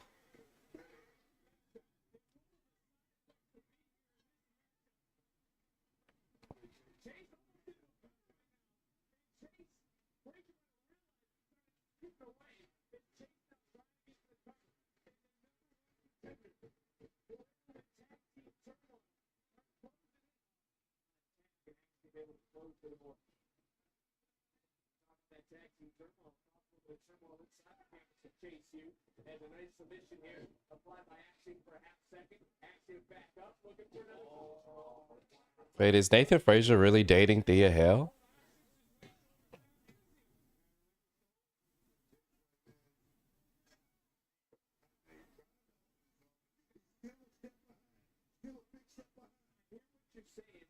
Is that legit?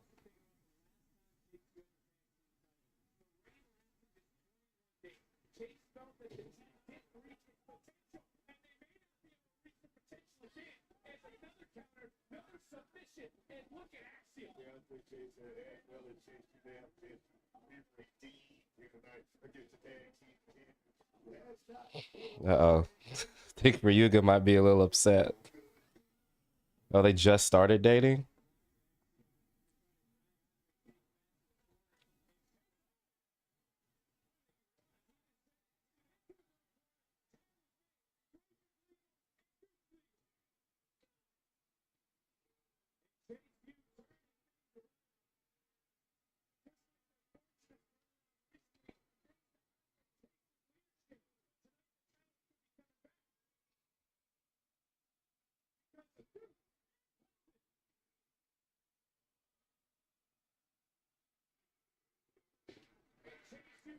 Let's go, Duke.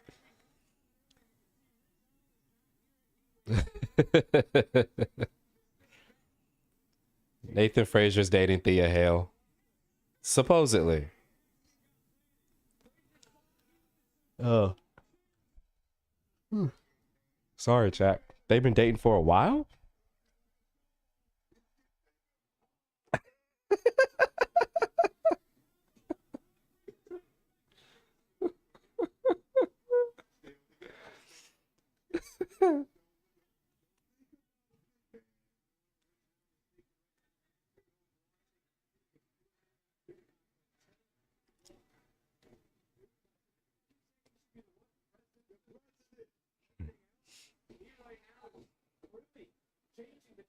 This matchup, but Nathan Frazier using his speed, the man who moves like a blur, who strikes like a cobra.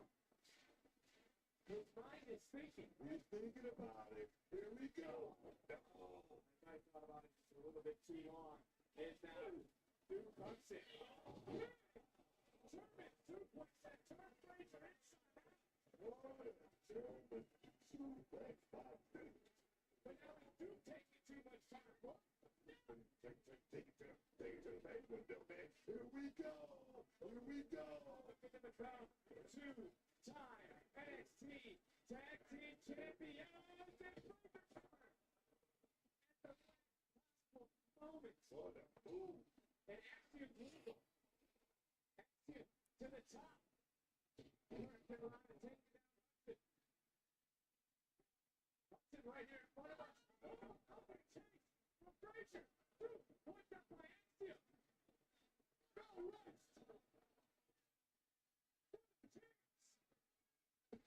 Everybody wiped out. I know you took feet because you were still around. Axiom started shaking. Roll back with his hands. Roll, bitch.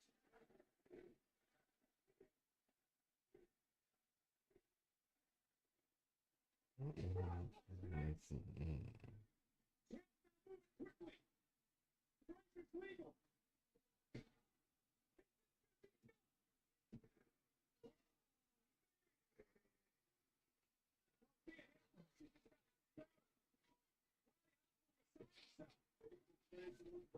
Back there. Can't do that.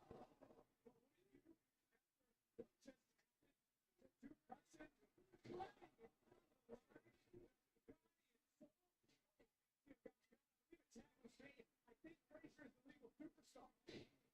Frazier then would tag it back to play. Counter. That separation. Look around. I can't find Andre Chase anywhere. Hudson is standing. He didn't break a lot of kids.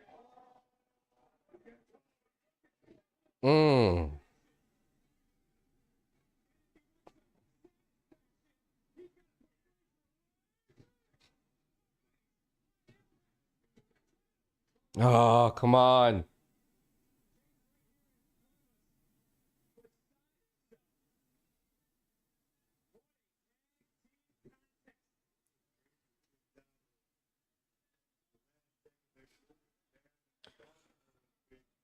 I've seen Nikita working out. I think same with Cora, but I don't know when they're planning on coming back.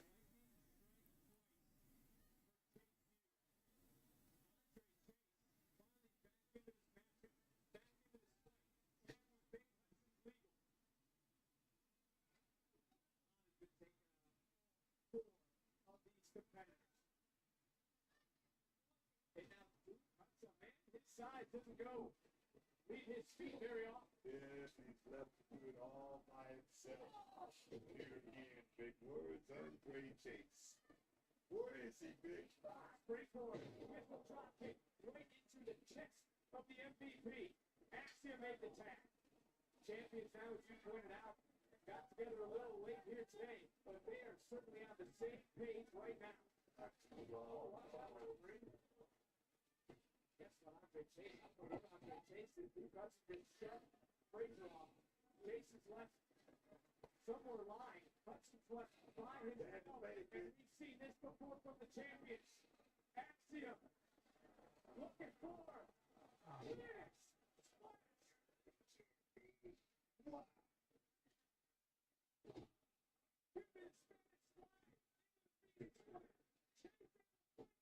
Oh my God. Good God. Oh shit. Oh my God.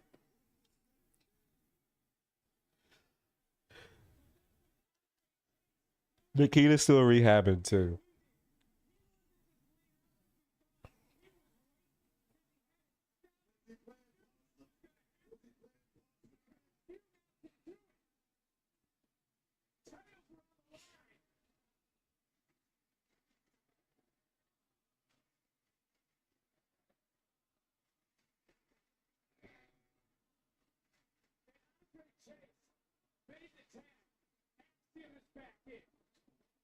These four are going to have to lay it out. They're going to have to leave it all right here, right now. Andre Chase, who's the one who will turn the fortune around for Chase University, is the one when everything scattered, has been going to class, has been taking in the school for this moment, has prepared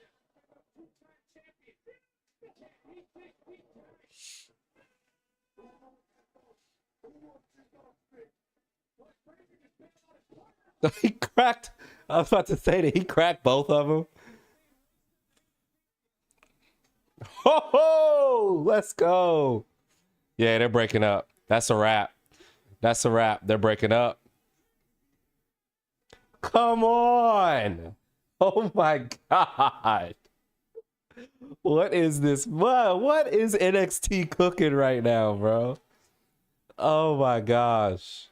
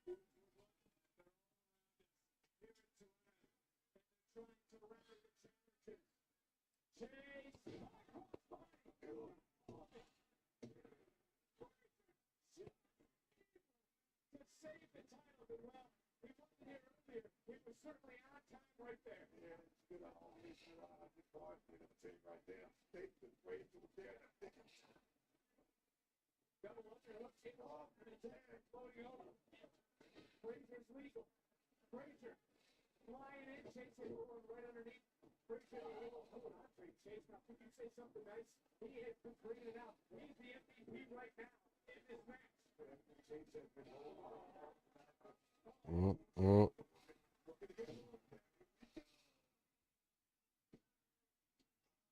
Oh.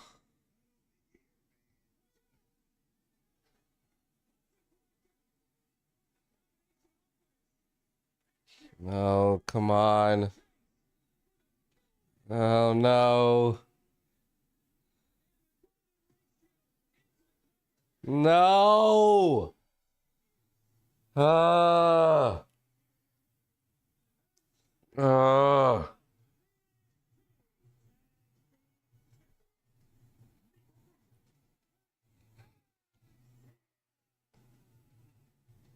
I mean, what an incredible match. But still.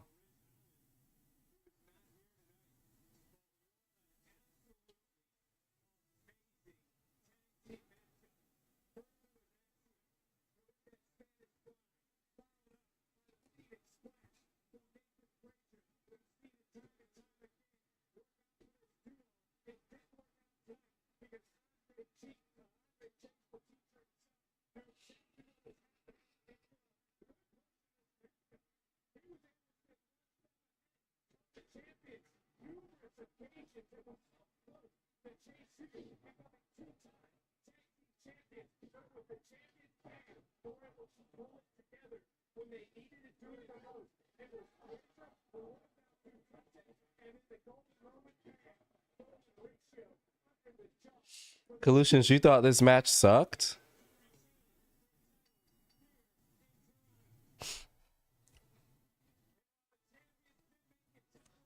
Man, I 100% thought Chase U was gonna win that too. Like, oh man.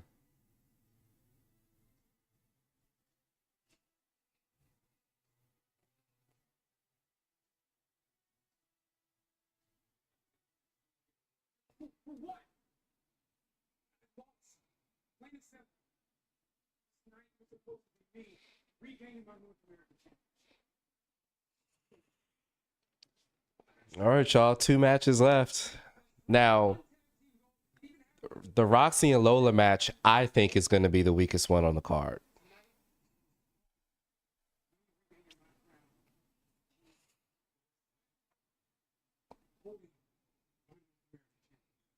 All right, chat. I'll be right back.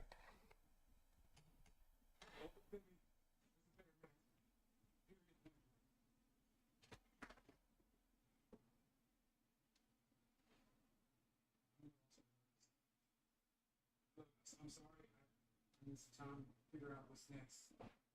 I'll see you all on Tuesday.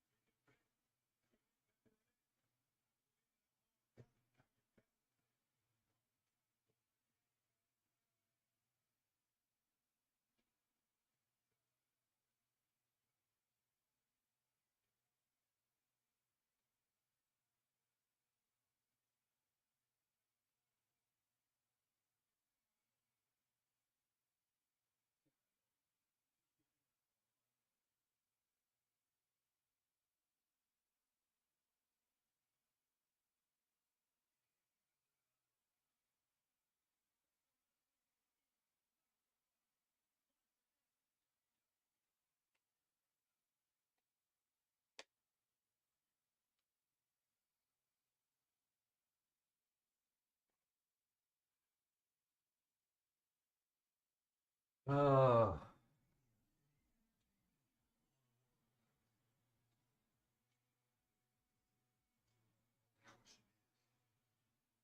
fuck! I forgot House of the Dragon is tonight. Damn.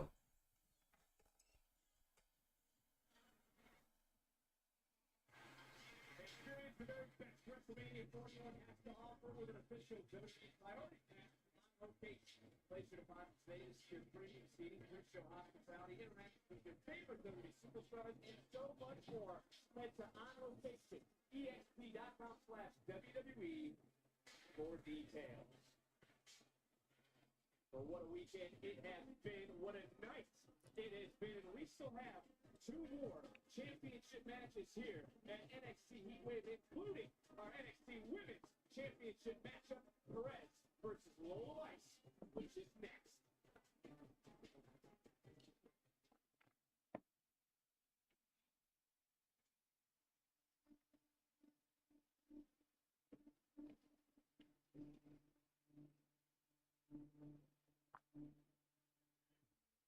Who was Josh Briggs? Signed to NXT in 2020 and had big dreams of becoming a superstar, breaking out on my own.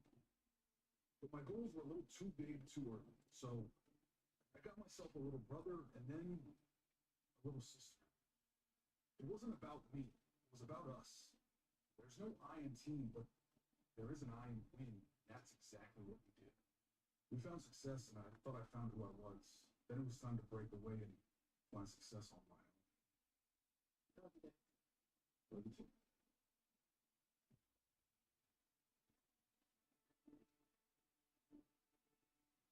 I got my hand raised a few times.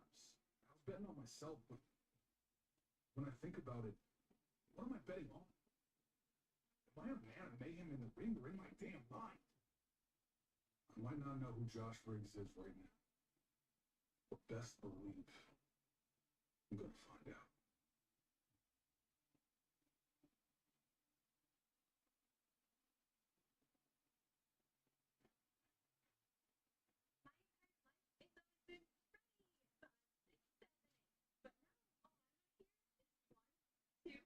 Yeah, I mean, I wouldn't be surprised if Wes does get a shot at the NXT championship, but we'll see.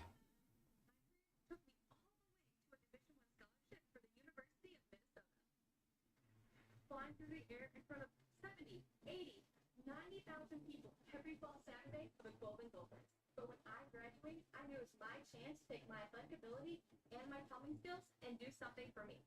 From the moment I stepped foot into the ring, wrestling became my new love. And I'm bringing my dedication and cheerleading skills to NXT.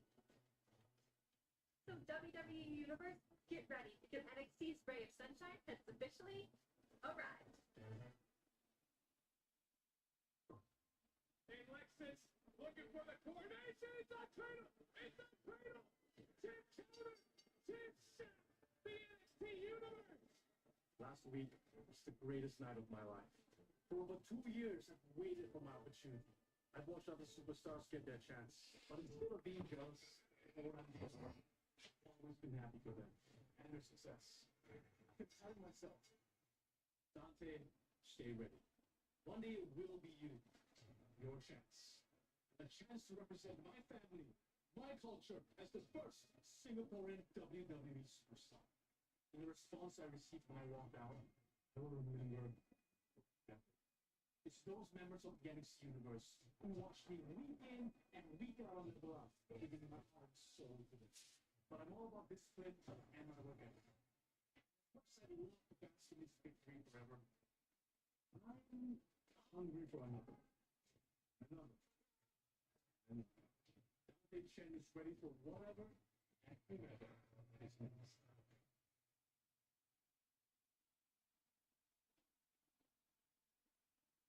August 6th, the NXT Summer Tradition returns. We welcome you to the Great American Bash.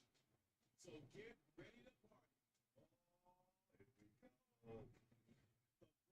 The Great American Bash, an NXT special, Tuesday, August 6th, 8, 7 Central, only on Sci-Fi. Sci-fi. Event. Oh, 7. I didn't even hit it. 7 and 1. That's the Great American Bash coming to you the Tuesday after SummerSlam. It is August 6th on Sci-Fi. But good question to ask ourselves. NXT champion would we get to the Great American Bash on Sci-Fi? Because there you see one of the challengers tonight. He's a 20-year-old sensation. Devon ready to main event his first premium live event ever. You know the nerves right now are going up and they're going down, but there is someone who is even keeled. The manipulative Sean Spears also getting ready for our main event. Who walks out tonight? NXT champion. There's been a lot of talk between these two women. Will Lola Blake start to become the greatest crossover MMA athlete, or will Roxanne Perez knock down another contender and prove that there is no one on her level?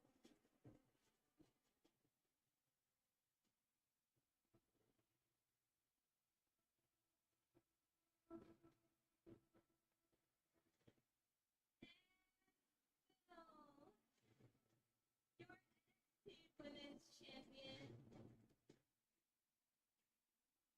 the prodigy, Roxanne Perez.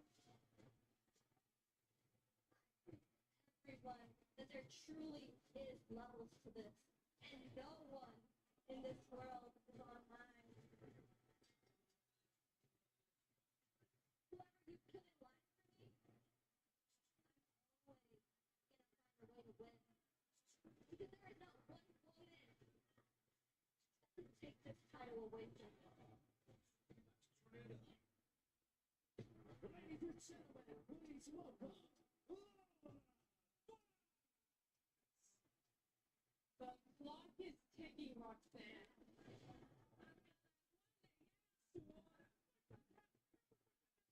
These fists don't lie. Were you looking at my championship last week? Yeah, I was. I'm knock out every woman that gets in and it's opportunity. Now you ready to bring the seat?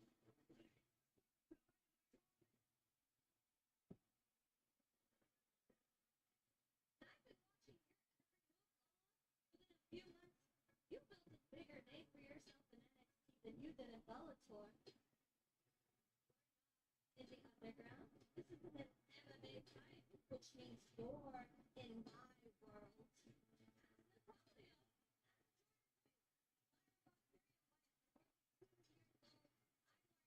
Two-time NXT Women's Champion. We all know your story. You used to take the bus to go to Bilkers. I was a fighter before I was even born. My mother was pregnant with me during her black belt test. I then went on and became a fourth-degree master in Taekwondo. And at 20, I was already fighting in authority. My mother will be watching me. And I can't wait to call her and tell her I did it. Por todo sacrificio que tú has hecho por mí en mi hermana, mami. Lola, every single woman in that locker room wants to make that same phone call. Will you step inside the ring with me? Those phone calls that you never made. I'm not giving up my title. Not to you, not to anybody in that stand. You don't have to give it to me, Roxanne. I'm gonna take it from you. And when I rip that title, will become the first Cuban American NXT Women's Champion.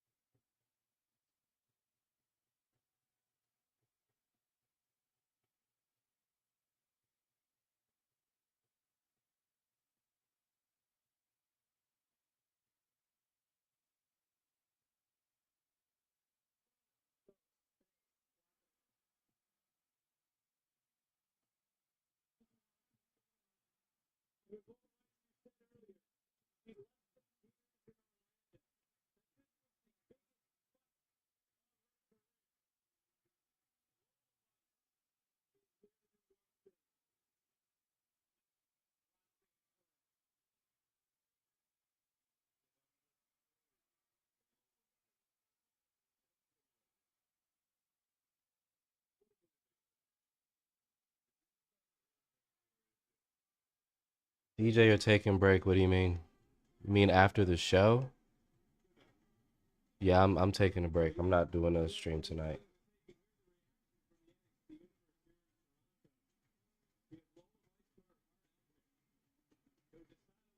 We've never seen, we've never heard, and there's plenty of supporters here tonight.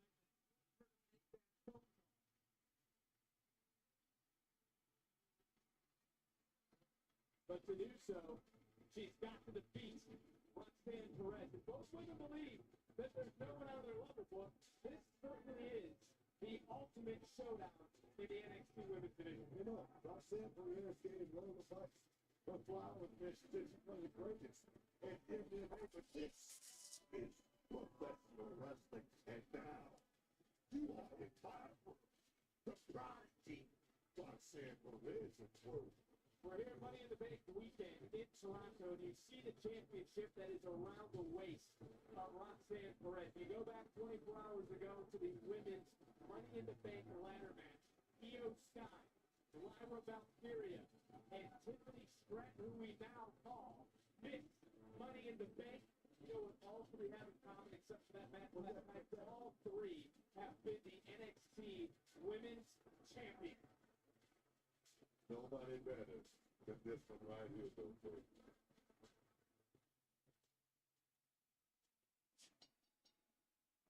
The following contest scheduled for one fall.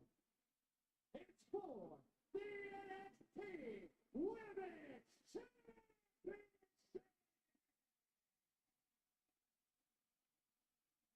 Introducing the challenger, Lola Bucks.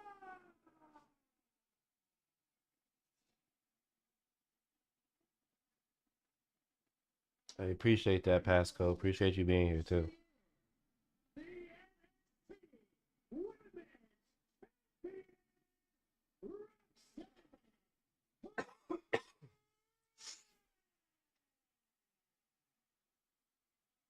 Challenger and champion have fought to get to this very moment in time. Vice didn't take the traditional route like Perez, but both have a fan base.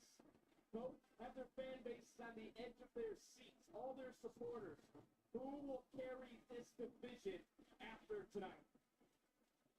And the issues between these two go back to February at Vengeance Day when Lola failed to execute her breakout contract. It also cost Perez the championship on that night. Perez had to wait until the biggest stand in the living room of all time to regain her women's title. And I got goosebumps right now, bitch, watching these two go. Serious tonight, man. Perez right now showing no fear and trying to get into the head, trying to get into the mind of Lola Bucks, maybe trying to frustrate the challenger who once become the greatest crossover MMA athlete of all time. Will Vice's greatness, though, come at the expense 16 years old, the youngest reality of wrestling champion in its history now. Look at the Shifting and a kick out in. Roxanne Perez scouted that. Seen it coming. Still trending number 1 NXT Heatwave here in Toronto, capping off Money in the Bank weekend.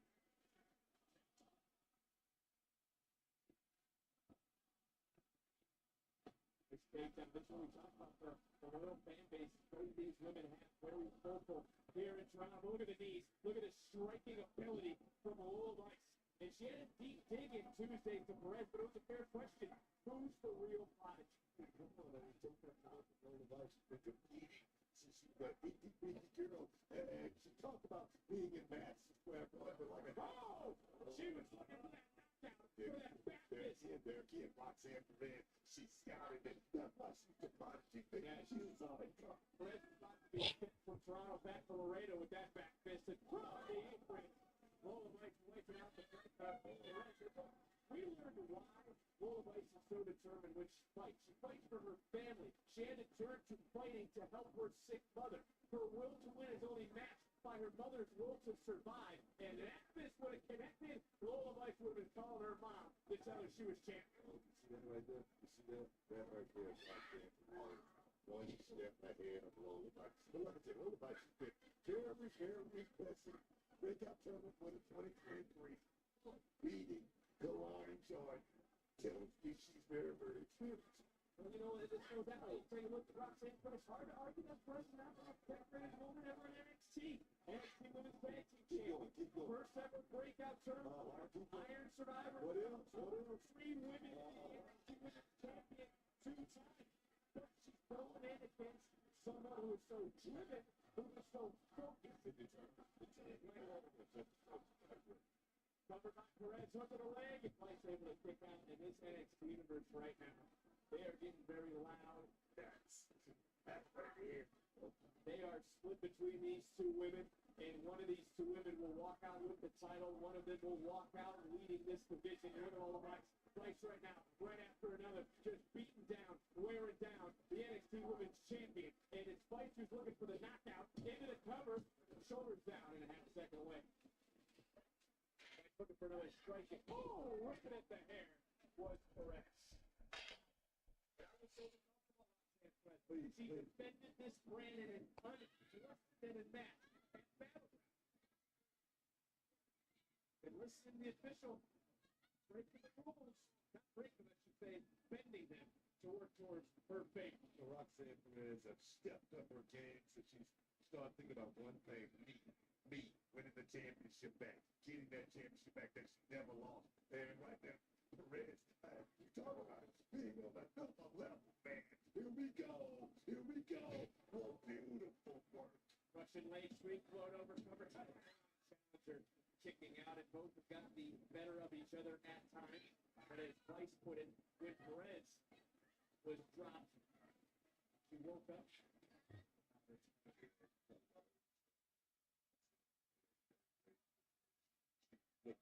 Beautiful here tonight. Something to note right now. She is keeping Perez, and you hear her talking to the media. She's been looking at her future strike because she knows the dangers of Lola Vice in that back fist. But the champion so far has not abandoned what brought her to the dance because she has been very mindful of Lola. Take nothing away from Lola Vice, but this is truly Roxanne Perez. Well, like I say, since she was 16 years old, she has been working on her craft. One more time. Beautiful work by Roxanne. Look how quick Vice was able to pop right back up. And she pops up, she squares up, she centers herself, and these are those quick feet, these are those points. Yeah.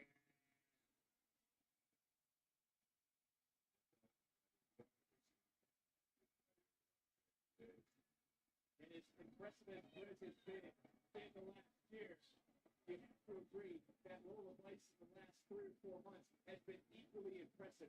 She has certainly changed things around since February. In the back, into the cover, Perez able to get that right. It's just funny to me how she screams, "I'm a Latina," as if we don't know. Like, we all know.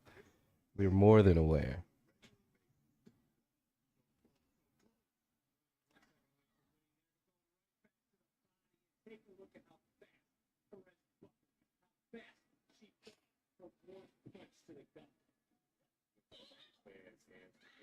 Oh, got a confident shot. Play says her fists don't lie. And Perez for the and Ruby going to sleep. Able to use a little bit of momentum only through shoulders now. Nice having to relinquish the hold. They continue this matchup as Perez charging back in, trying to counter. Got her.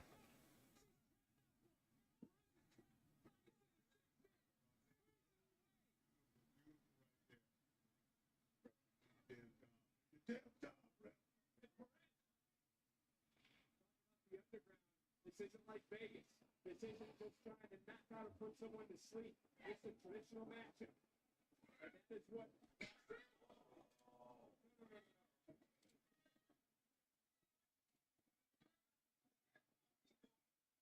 What she's doing, man, is taking advantage of the situation. Her two. Let me tell you something. Dad, look here. It's no love lost theory. It's about holding on to the championship. It's not my playing game. I'm being nice in this situation. Still wishing this all bad. But I'm trying to get a look. She is in obvious pain for obvious reasons. And then they put her back to line to take the title right there to kick out. And well, if she's in dire straits right there, Roxanne Perez said no and landed on deck. Say, hey, if I think about this again, Booker, it was Lola Vice who went for that back fist. She missed, but now it's the best part of Lola Vice's game, being systematically dissected from a playbook and into another cover into it. I might have a broken hand or a broken wrist. Gonna find out real quick how tough she really is. She talked about being a competitor since she looks a little girl now. She can compete at the high level with the best. Earlier today, when Perez tried to target the inexperience of Lola Vice. And I wouldn't say that that was inexperience that cost Vice, but right now, Roxanne Perez, the veteran, who's been every year through this, knows exactly what to do. There's a full fire to find, take advantage of it, and at the same time, you're taking out the best ability for Lola Vice to win. That back fist, and Lola Vice knows.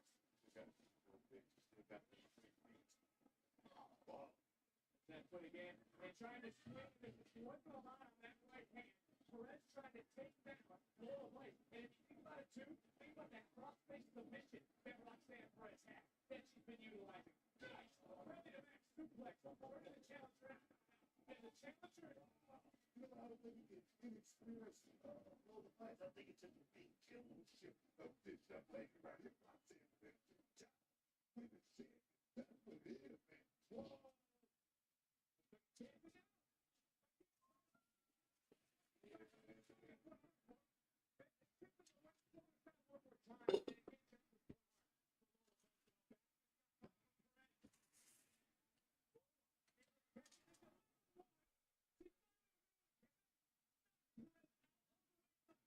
quickly, look at Lola. She went right to that injured arm. Yeah, she's really good, but I know she got all of it.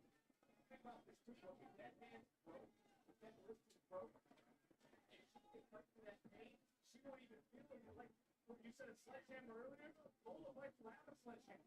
She won't feel it. I'll tell you right now, the pain is obviously unbearable. She's stayed with it like,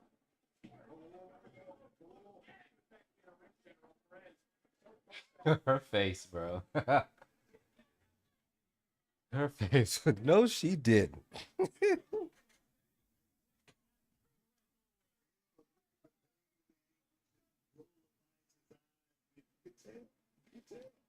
Can't do the simplest thing as even push her body up. She can't put any weight on that right arm, and now she's having to fight with her left hand. She's only got one arm in this match. To the injury comes Perez.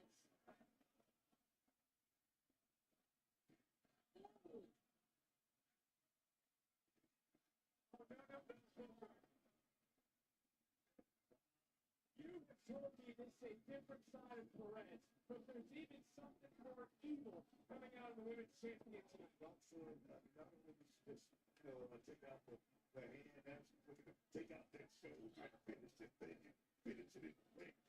Whoa! But you tend to beat so hard, it's certainly you. concentration just as effective. And Lola, letting Roxanne think about it. Perez bleeding her case. Looking for that. Perez into.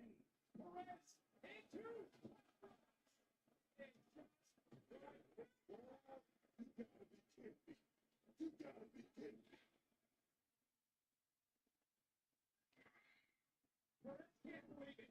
You said we would find out what about Lola Vice. We certainly are to her right here and right now. This tenacity, all that we find out here tonight.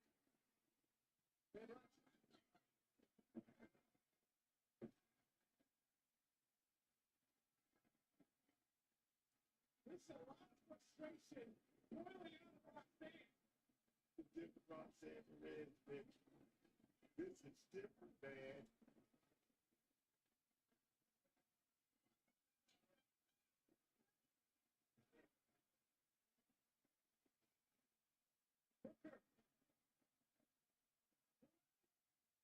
Mm.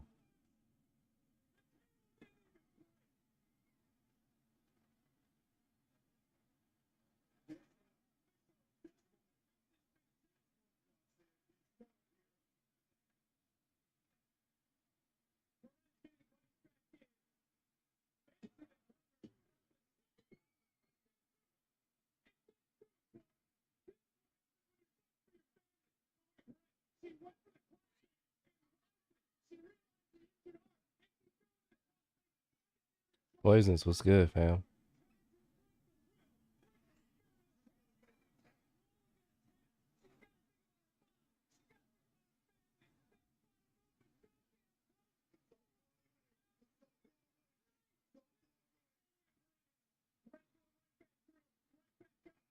Another one? God damn.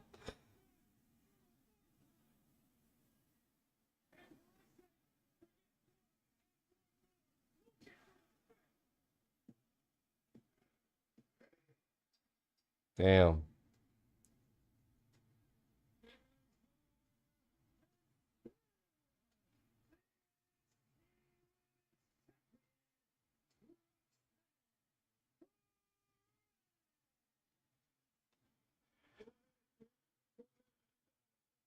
I'm 3 for 4.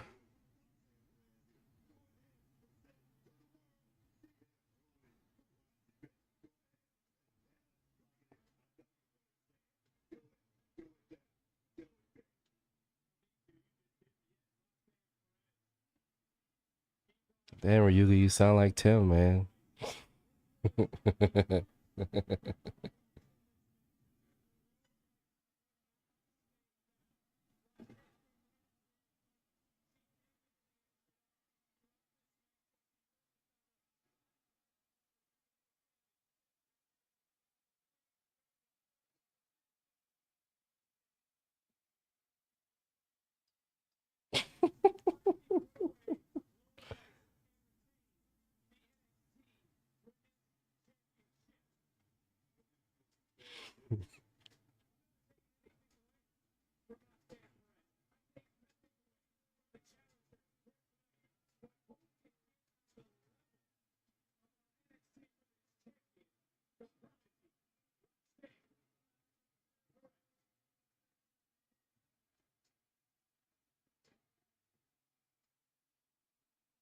Hmm.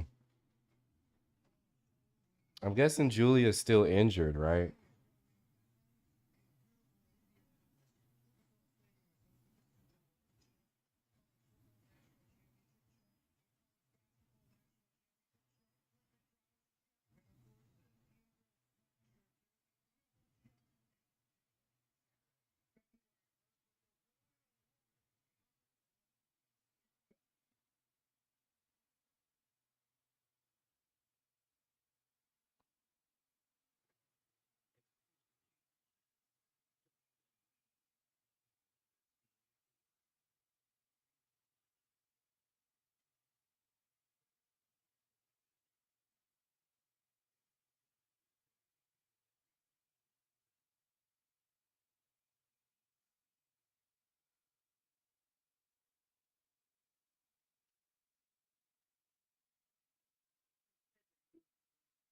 The Don.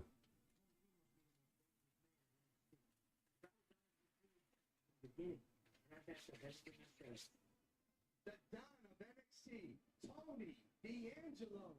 There's two things we take seriously. Business and family.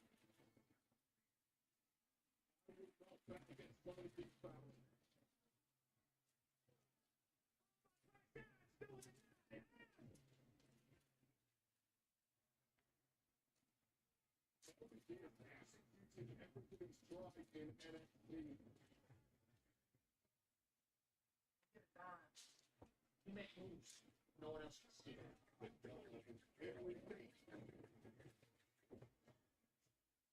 Stand.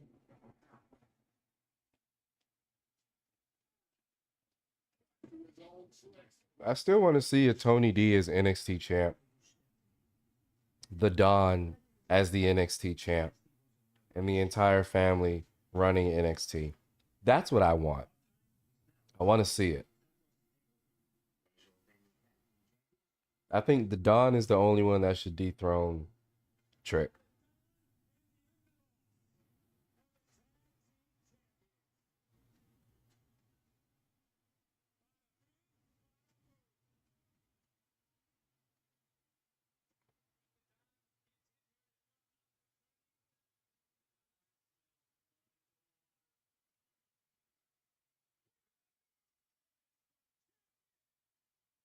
Question is, will Julia win right off the bat and take the title? Yes. I don't think the title match is going to be her first match. I think she's going to show up. She's going to let Roxy know she's coming for her, and they'll give her a few matches to lead up to that to establish the fact that she's dangerous, and then she'll face Roxy and beat Roxy on her first try.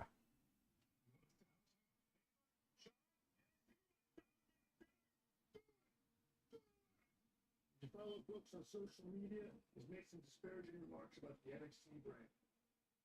You can throw me out of the building. You can shut down my Twitter. But one way or another, I'm going to have seen reports claiming Brooks was released from his contract. After flipping Josh Briggs, Brooks began to start him. You know, I can tell, but that's right. He was asked by NXT management to take a sabbatical, to clear his head, and to get himself together. Unfortunately, that didn't happen. They were forced to take action to keep him away from live events and TV. Here's the thing, the Heritage Cup and Noam Dar belong together because those two things make each other relevant. Noam Dar is irrelevant without the Heritage Cup, and the Heritage Cup is irrelevant without Noam Dar. Okay? So give it back to him for all I care. Give it back to him so he can be happy and go back in his little corner and fuck off somewhere.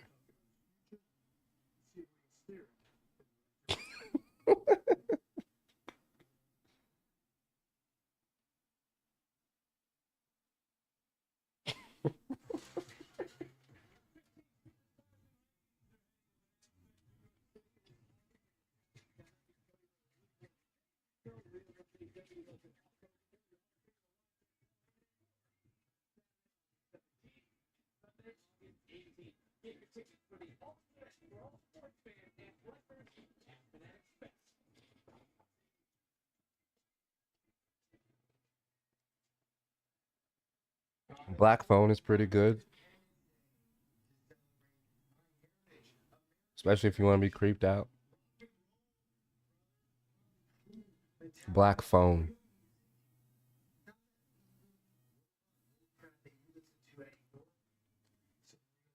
Heritage. And speaking of heritage, you know who's got a lot of heritage on the line? And that Tony D'Angelo. And Lexus. Black Phone. Phone. Telephone. Black Phone.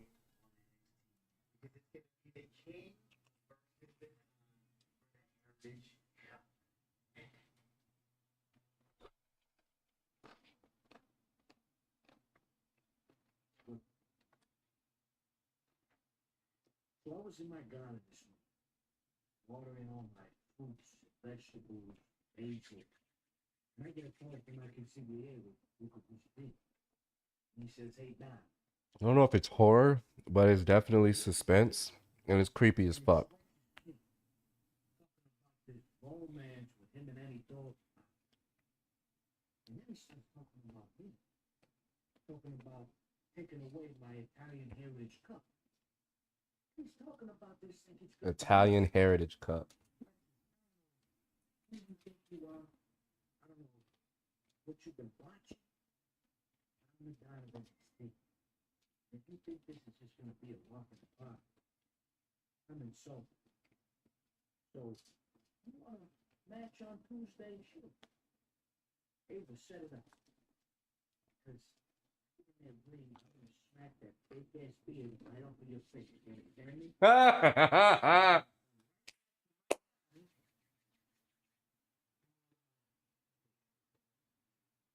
Tony is officially my favorite person.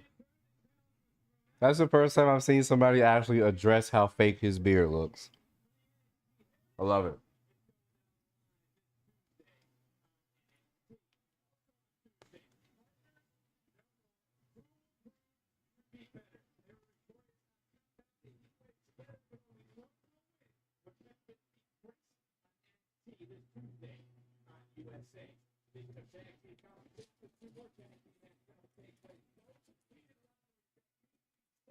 And they will be some Tuesday on NXT. And after what happened to start tonight, the question is, what is next for Wesley? The Cardiac Kid will address the NXT Universe live on Tuesday. So right now the question is, who will be champion in 48 hours? Our favorite momentarily, Trick Williams does not need to be factored in the decision to lose his title. Can Trick overcome the odds in this massive main event?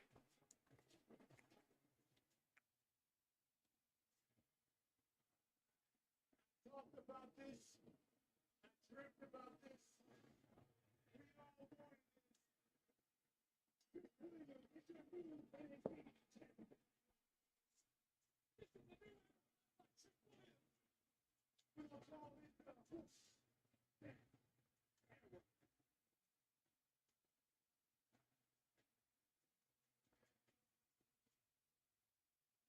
Williams. Champ. The next challenger for your championship will be decided 55-man going to the top battle royal. Who's headed to the NXT championship? Yo, this is crazy.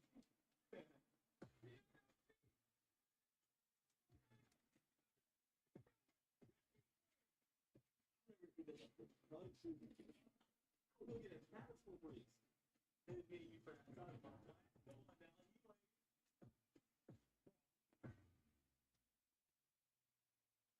Well, still am.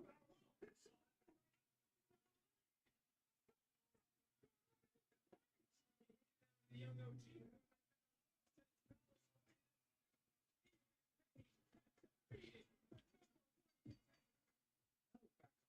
We gotta do that walking ticket. We're building a reputation for a long time. I was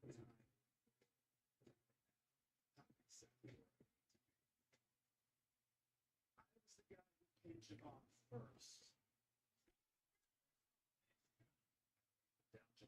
I was the first man to pinch at Williams since he became champion.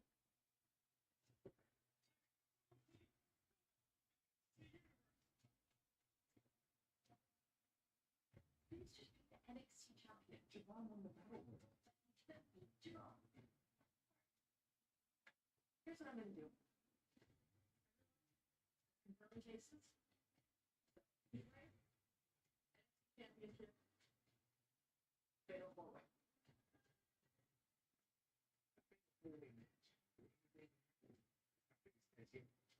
Reach out, young OG.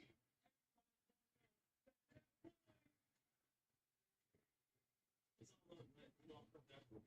Goofy ass beers. It happens. There's only room for one.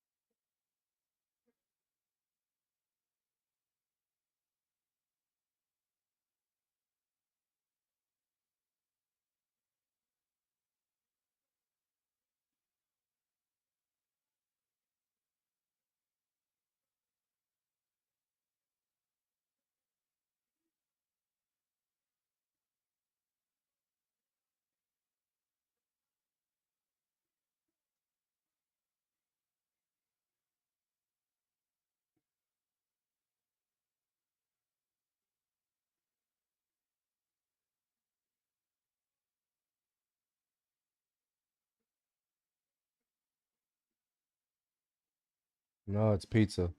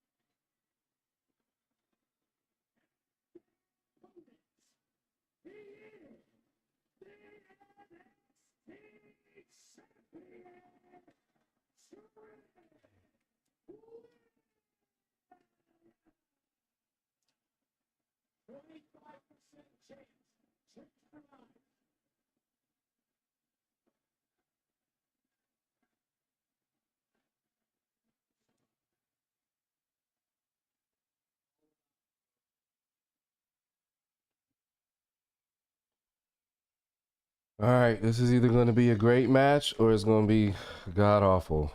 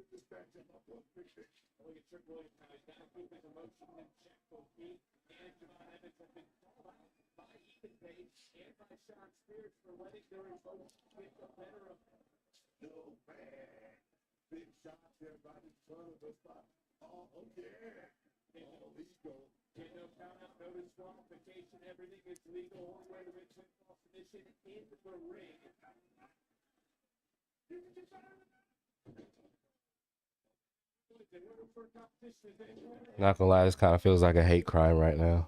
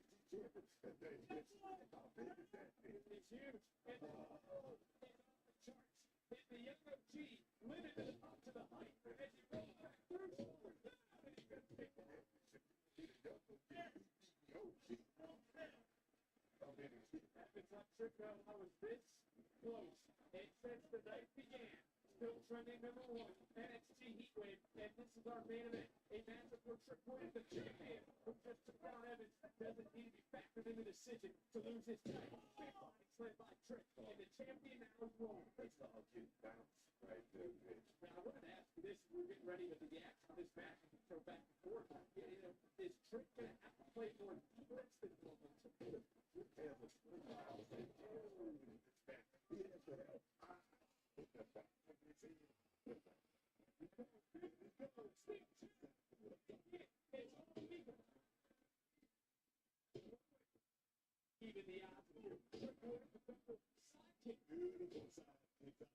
that.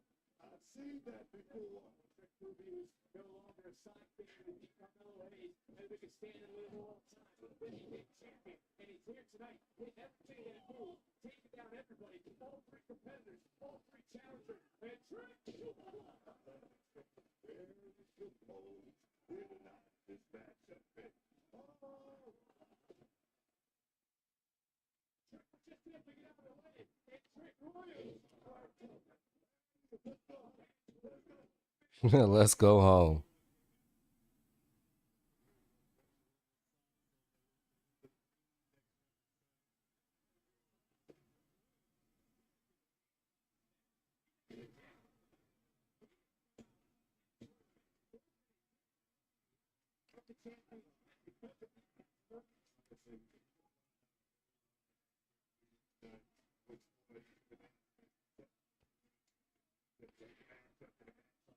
Here we go. Oh.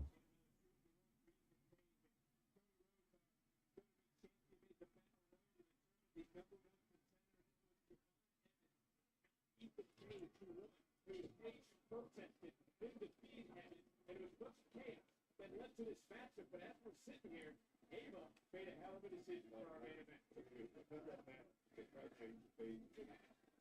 been a matchup.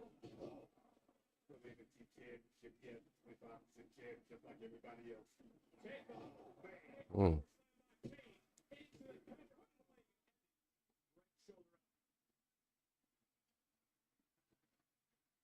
Tim wasn't here.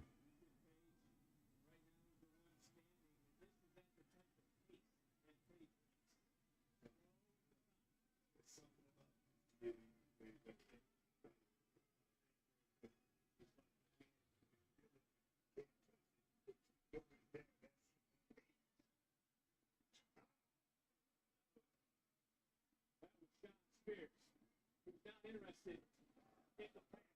He's looking towards the future. And when you hear him speak, he certainly knows how to spin the narrative as he's trying to capture the NXT title without having. Yeah, Roxanne versus that match got good. It just took some time to get there.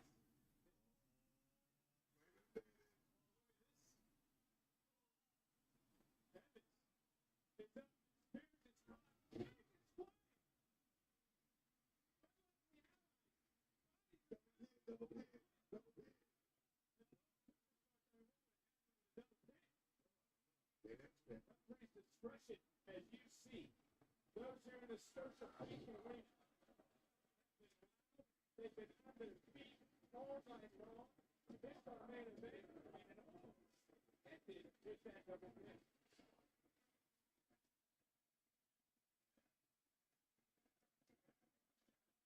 It's like we're revisiting Las Vegas from Keenan Page, who came into this company unsigned, attacking No MDR, then took out Trick Williams. Williams hasn't forgotten.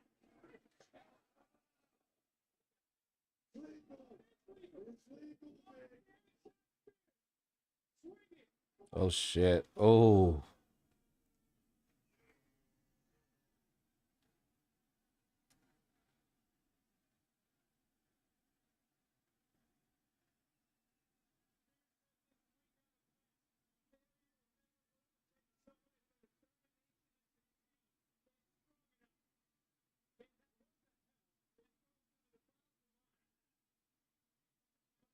Spears and Trick Williams. I necessarily would say he'd be saving a lot of it, but it's a man for himself. Big shot. Trick Williams, but opportunity.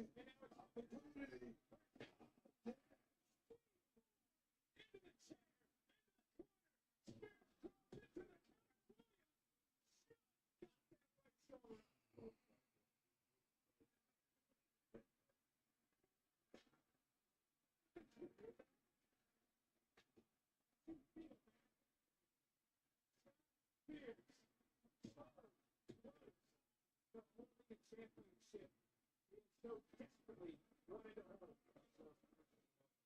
Right now, you can feel it, you can sense it, but he's so close, Vic.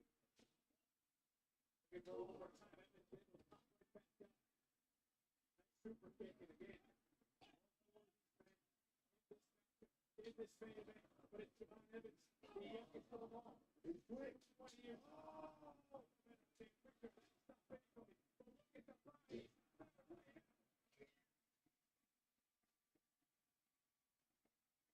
the NXT Championship. And someone believes they are the champion. But of these four men, who will get to their feet first?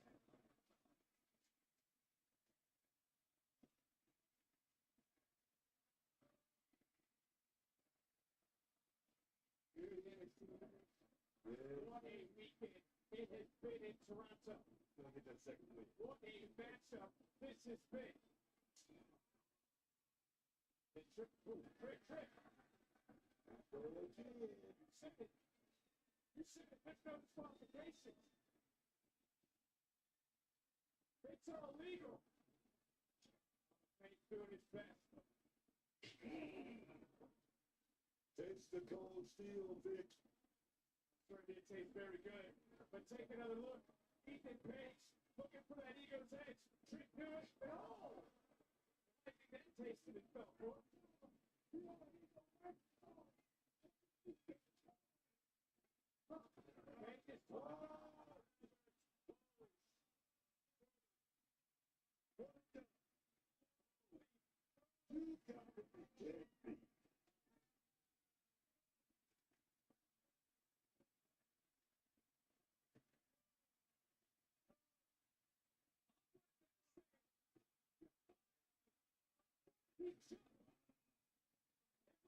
Look at Evans.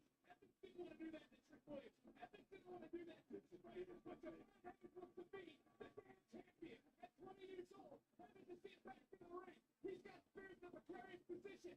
Spears up to the top. Evans is going to join him. Evans.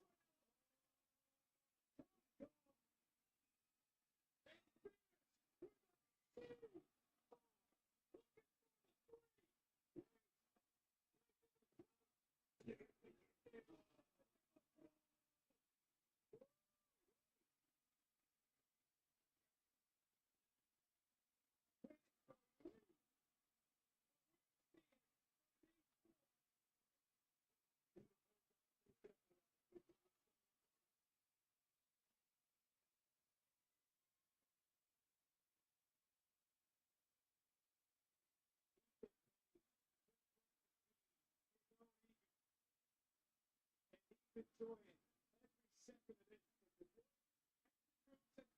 The barricade.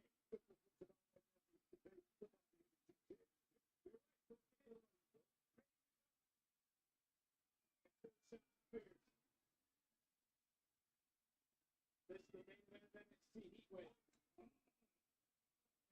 Championship on the line. Fatal four-way.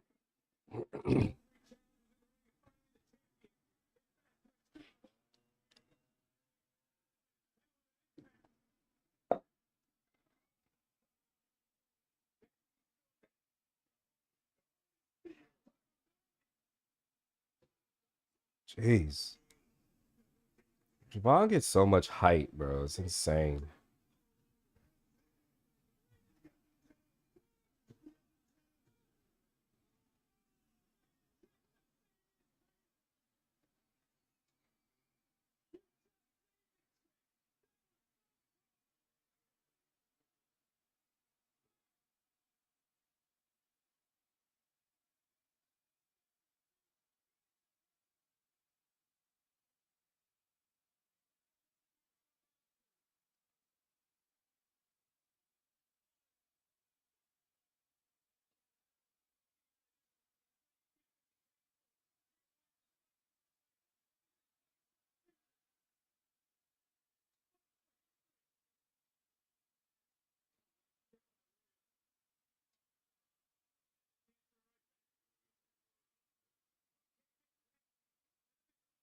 Mm.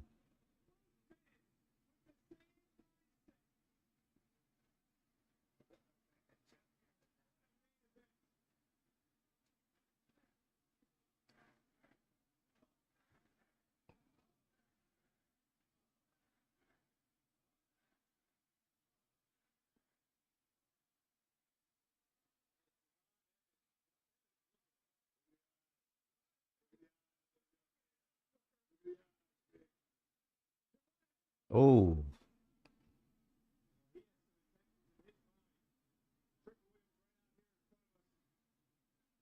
Sean Spears somehow back to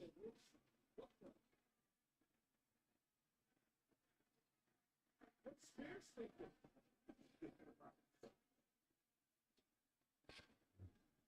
We're talking about wrists. This is quite the wrist from Sean Spears. He's not going to do this. He's thinking about it. This might take Spears out of the match. The tension building here in Toronto. This going to show you what time of being to be created.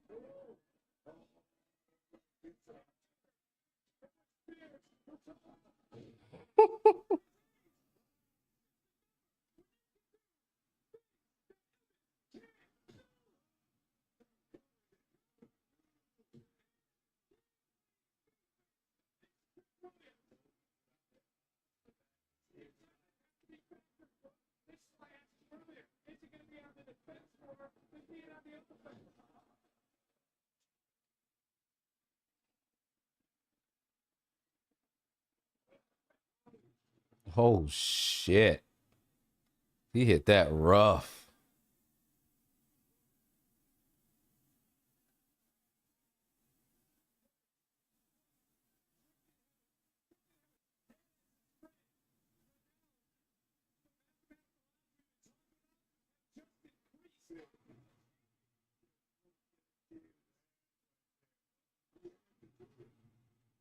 I mean, that's got to be a bruised rib or something, dude. That's, yeah, that's tough.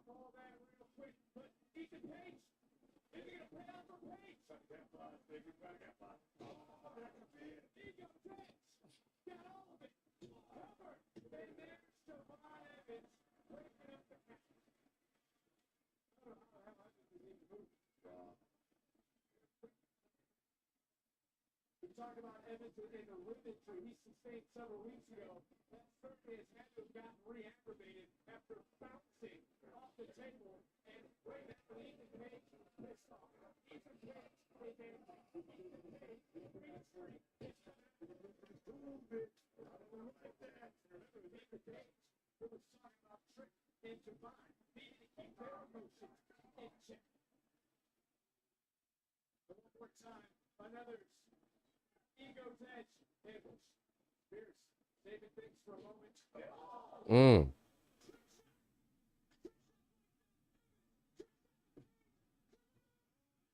No fucking way. See, I told you, bro. I fucking told you, bro. I fucking told you, bro. I fucking told you, bro. No. No. I told you, bro.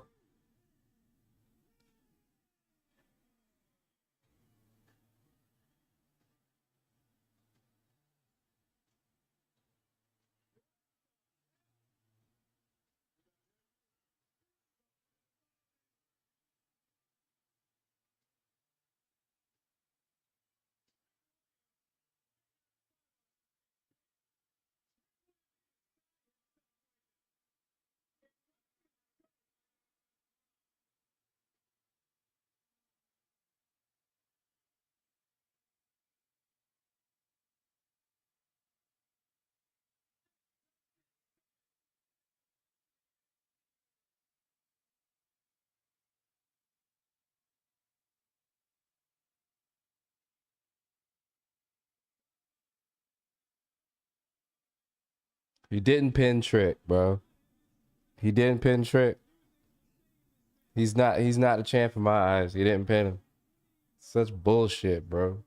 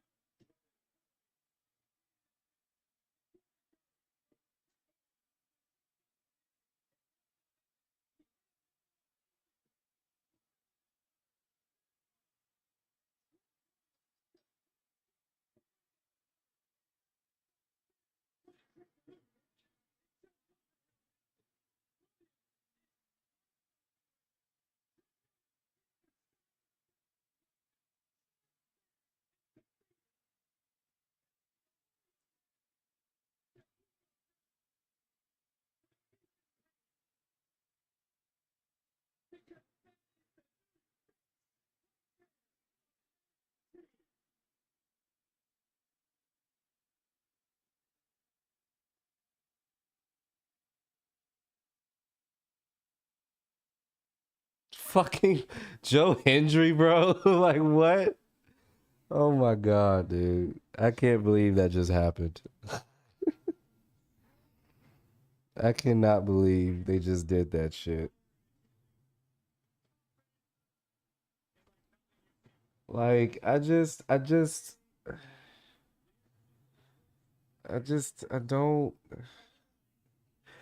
This is exactly my point. This is exactly my point.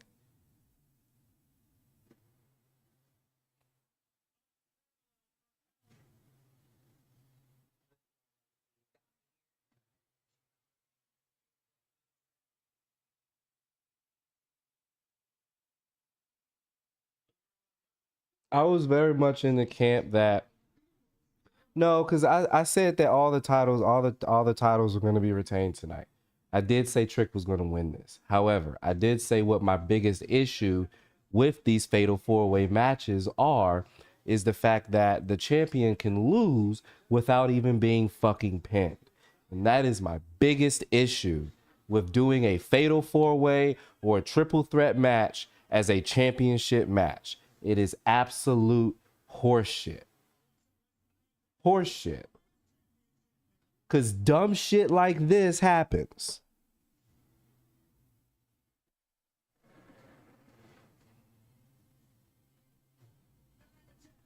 All right, here's what I'm going to do. There's still half an hour left in this, or are they just ending early?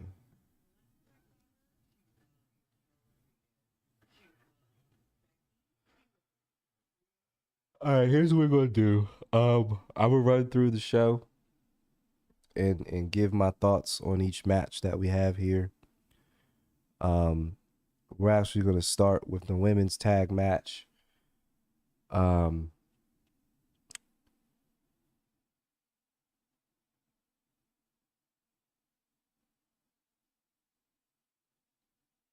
the pre-show. Good match overall. I'm glad that Carmen got to win in her home country. I think that's great for her. I do, because here's the thing, right? Usually folks don't win in their home country. That's kind of how that tends to work most of the time. Even though here in Canada, I feel like everybody's been winning here in Canada. But I'm glad that she got a chance to win in front of all of her home people, her family, and all of that stuff. So good for them, good for her, and good match overall, I think. The next match was the Men's North American Championship match. In my opinion, they started off with the best match of the night, hands down. This was the absolute best match of the entire night. The masterclass that Wesley and Obafemi just put on for us was an absolute banger. I mean, you cannot ask for something better. This was the ultimate David versus Goliath. David didn't win, but man, did he put on a fucking fight. Like, this was one of the, if not the best matches that I've seen this year so far. The other one that comes to mind immediately was also an Obafemi match at Stand and Deliver, the triple threat match between him, Josh Briggs, and was it Dijak was in that? I think Dijak was in that match. Absolute banger. Absolute banger of a match. That match is match of the year. I think this one is going to give it a run for its money. Absolute incredible match. And I'm glad Obafemi won. Next match of the night was the women's. Was it the women's North American match or was it the tag match? Which one was the next one? I forgot. Yeah, it was the women's North American match. Again, an excellent match. I wasn't sure about this one. I wasn't sure about this one. I wasn't sure how well Kalani and Sol were gonna do. I know everybody swears up and down on Sol Ruka, but I think that, but I was definitely I didn't have a whole lot to say with when it comes to Sol. Hadn't seen much of her, hadn't seen much from her. When it comes to Kalani Jordan, most of her matches that I've seen have been hit or miss. So I kind of came into this one not really sure what to expect. This match was incredible. These two ladies put on an incredible show. I think that Sol Ruka's athleticism is top tier, bar none, to anyone else's. And the things that she can do in the ring, you know, largely attributed to her background, her gymnastics background. But man, she has made it. There's a lot of women with gymnastics backgrounds inside of WWE. She has made that transition work so extremely well. And I think that she definitely is going to go very far with where she is now. And her and Kalani Jordan clearly, I think, are actual friends outside of all of this, I believe, because they work so extremely well together. The chemistry that they had in the ring was awesome. Because here's my thing when it comes to you know, professional wrestling as a whole. I feel as though it's more than just being able to wrestle well, right? It's being able to tell a story in the ring, right? It's being able to put on a good show. There's a reason why this business is sports entertainment, right? Because you need to be able to put on a good show as well, right? It's not just about the holy shit moments, right?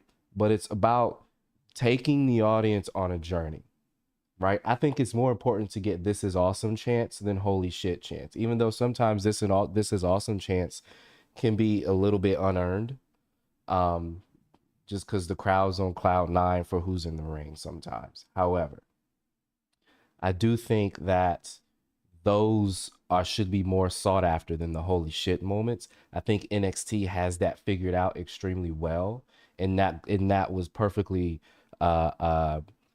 portrayed through this match between Kalani and Sol, and I think it was absolutely fantastic.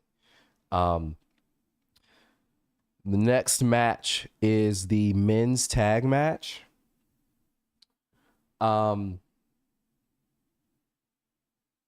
This match did not go the way that I saw it going. I'll say that. I think that Nathan, Frazier, and Axiom are the most boring champions I think I've ever seen. However, they are some of the most talented champions in the ring, bar none. The way they were able to work with Chase U, man, incredible. Because it's kind of a similar situation with Obafemi and Wesley in some ways. I think that Chase U are two very large men. They're big dudes, right? And Axiom and Nathan Frazier are not. So it was very much a test of speed versus strength in that way. And when it comes to those two, there's a lot of speed involved. But I think that Chase U definitely showed up. They came to play.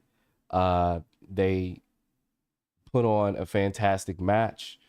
And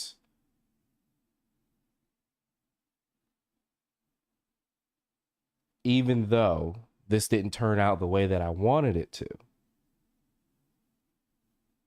I think that it was still a fantastic match overall. The next match after that is the match that I was expecting to be the weakest match of the night. And that was Roxanne versus Lola. I would say that I was right in that. I do think that this was the weakest match of the night. However, with that being said, it was still a great match. It took a second for them to really get into it. But I do think the storytelling was there.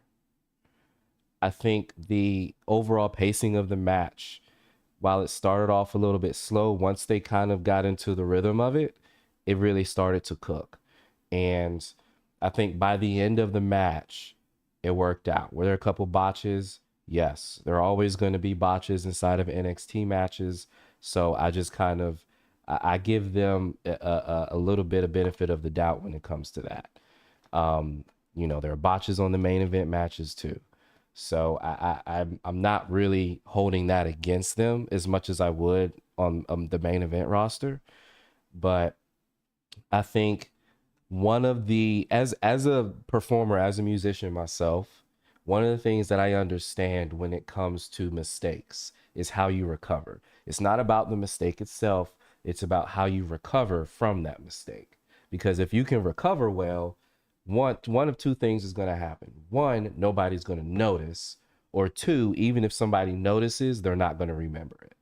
And for the way that these talents actually are able to recover when they do make mistakes says a lot, because some of that is not on the main roster.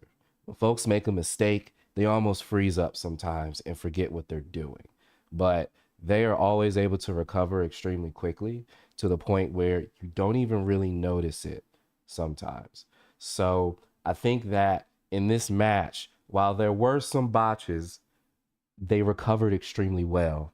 And I think that overall it still worked. So this match went the way that I saw it was going to go. However, I would not have been mad if Lola won this match.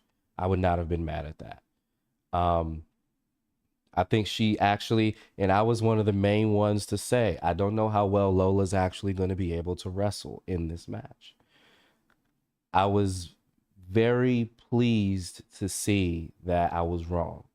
Lola actually wrestled very well in this match. She did an incredible job. They both did. And this match was very good. Weakest match of the night, in my opinion, but very good nonetheless. Now, the main event.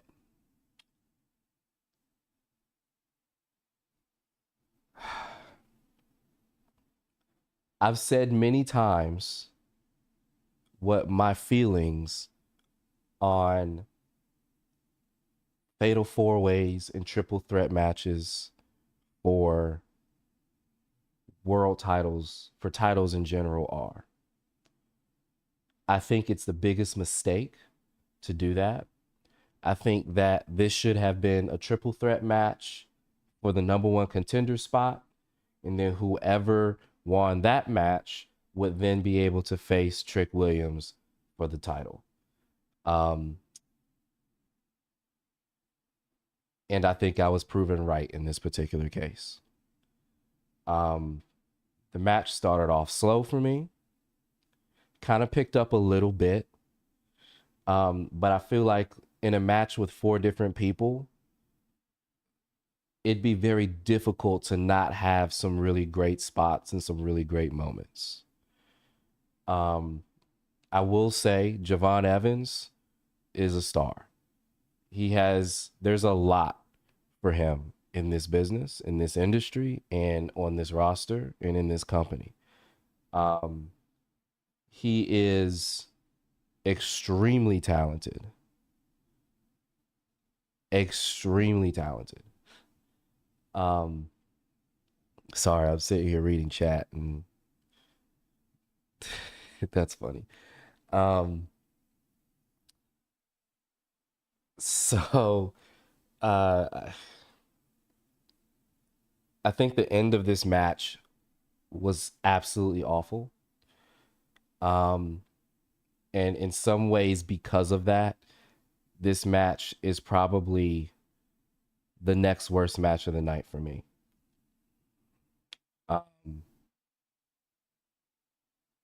I just don't understand why you do it this way. I just don't get it.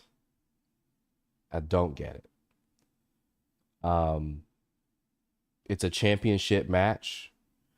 The only person that should be pinned is Trick Williams. The only person. Or the number one contender that's facing him. You should not be able, as a champion, you should not be able to lose your match by not getting pinned. You should not be able to lose your title by someone else getting pinned. Because someone else was too weak to kick out. If I were champion, I would never agree to it.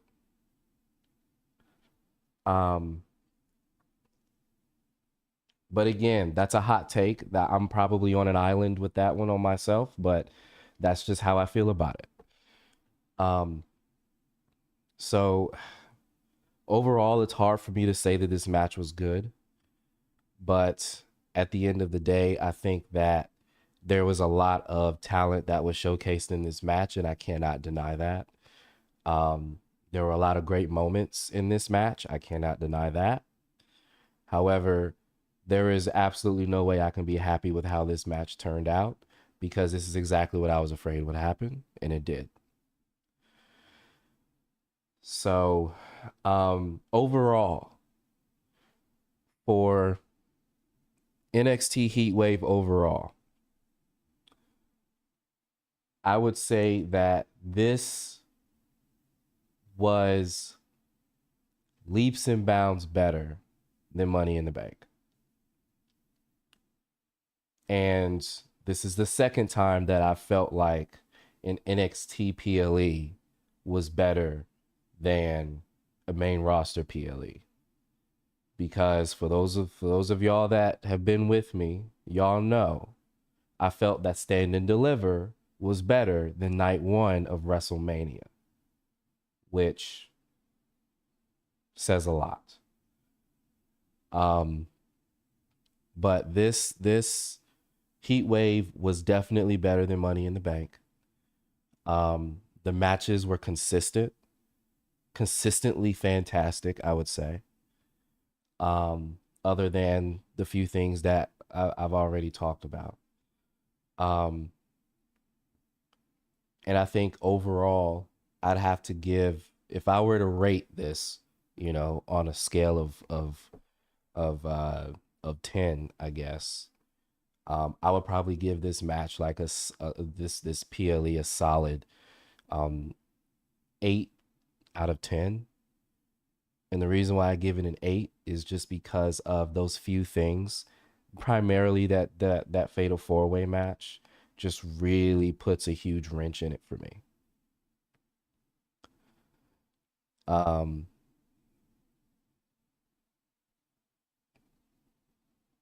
So those are my thoughts.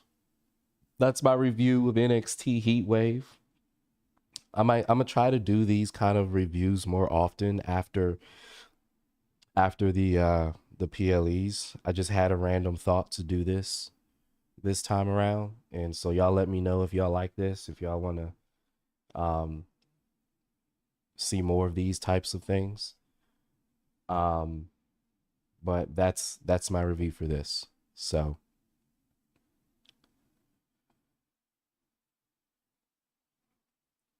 what do I think is next for Jay after Money in the Bank?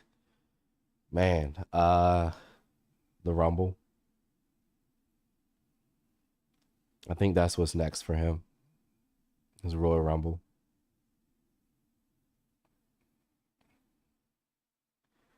I think Jay will probably win the Royal. I think Jay needs to get either a Royal Rumble win or a number one contendership from Elimination Chamber.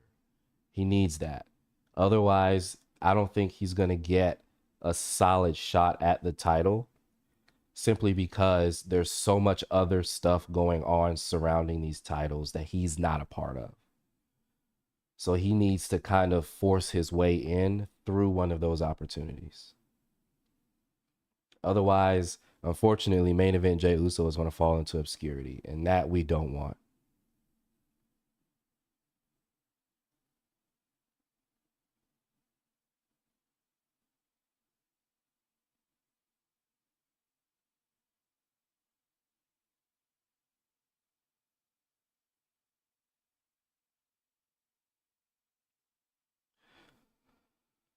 So, with that being said, folks, I'm gonna go ahead and get out of here. I'm not gonna lie, it's been a really long weekend, and I gotta try to get some sleep. Um, so I appreciate y'all hanging out with me on this one. I will be back. Today is Sunday. I'll be back tomorrow for Monday Night Raw. We're gonna get some answers for what happened last night at Money in the Bank, and you know, we'll see where everything goes from there. So, that being said, appreciate y'all. Appreciate y'all coming through. Discord, appreciate y'all hanging out with me over here. Twitch and YouTube, appreciate y'all for hanging out with me on there. Yes, I'm going to be trying to stream to YouTube more often now as well. So keep an eye out for that. But hey, with that being said, I will catch y'all on the next one. Peace.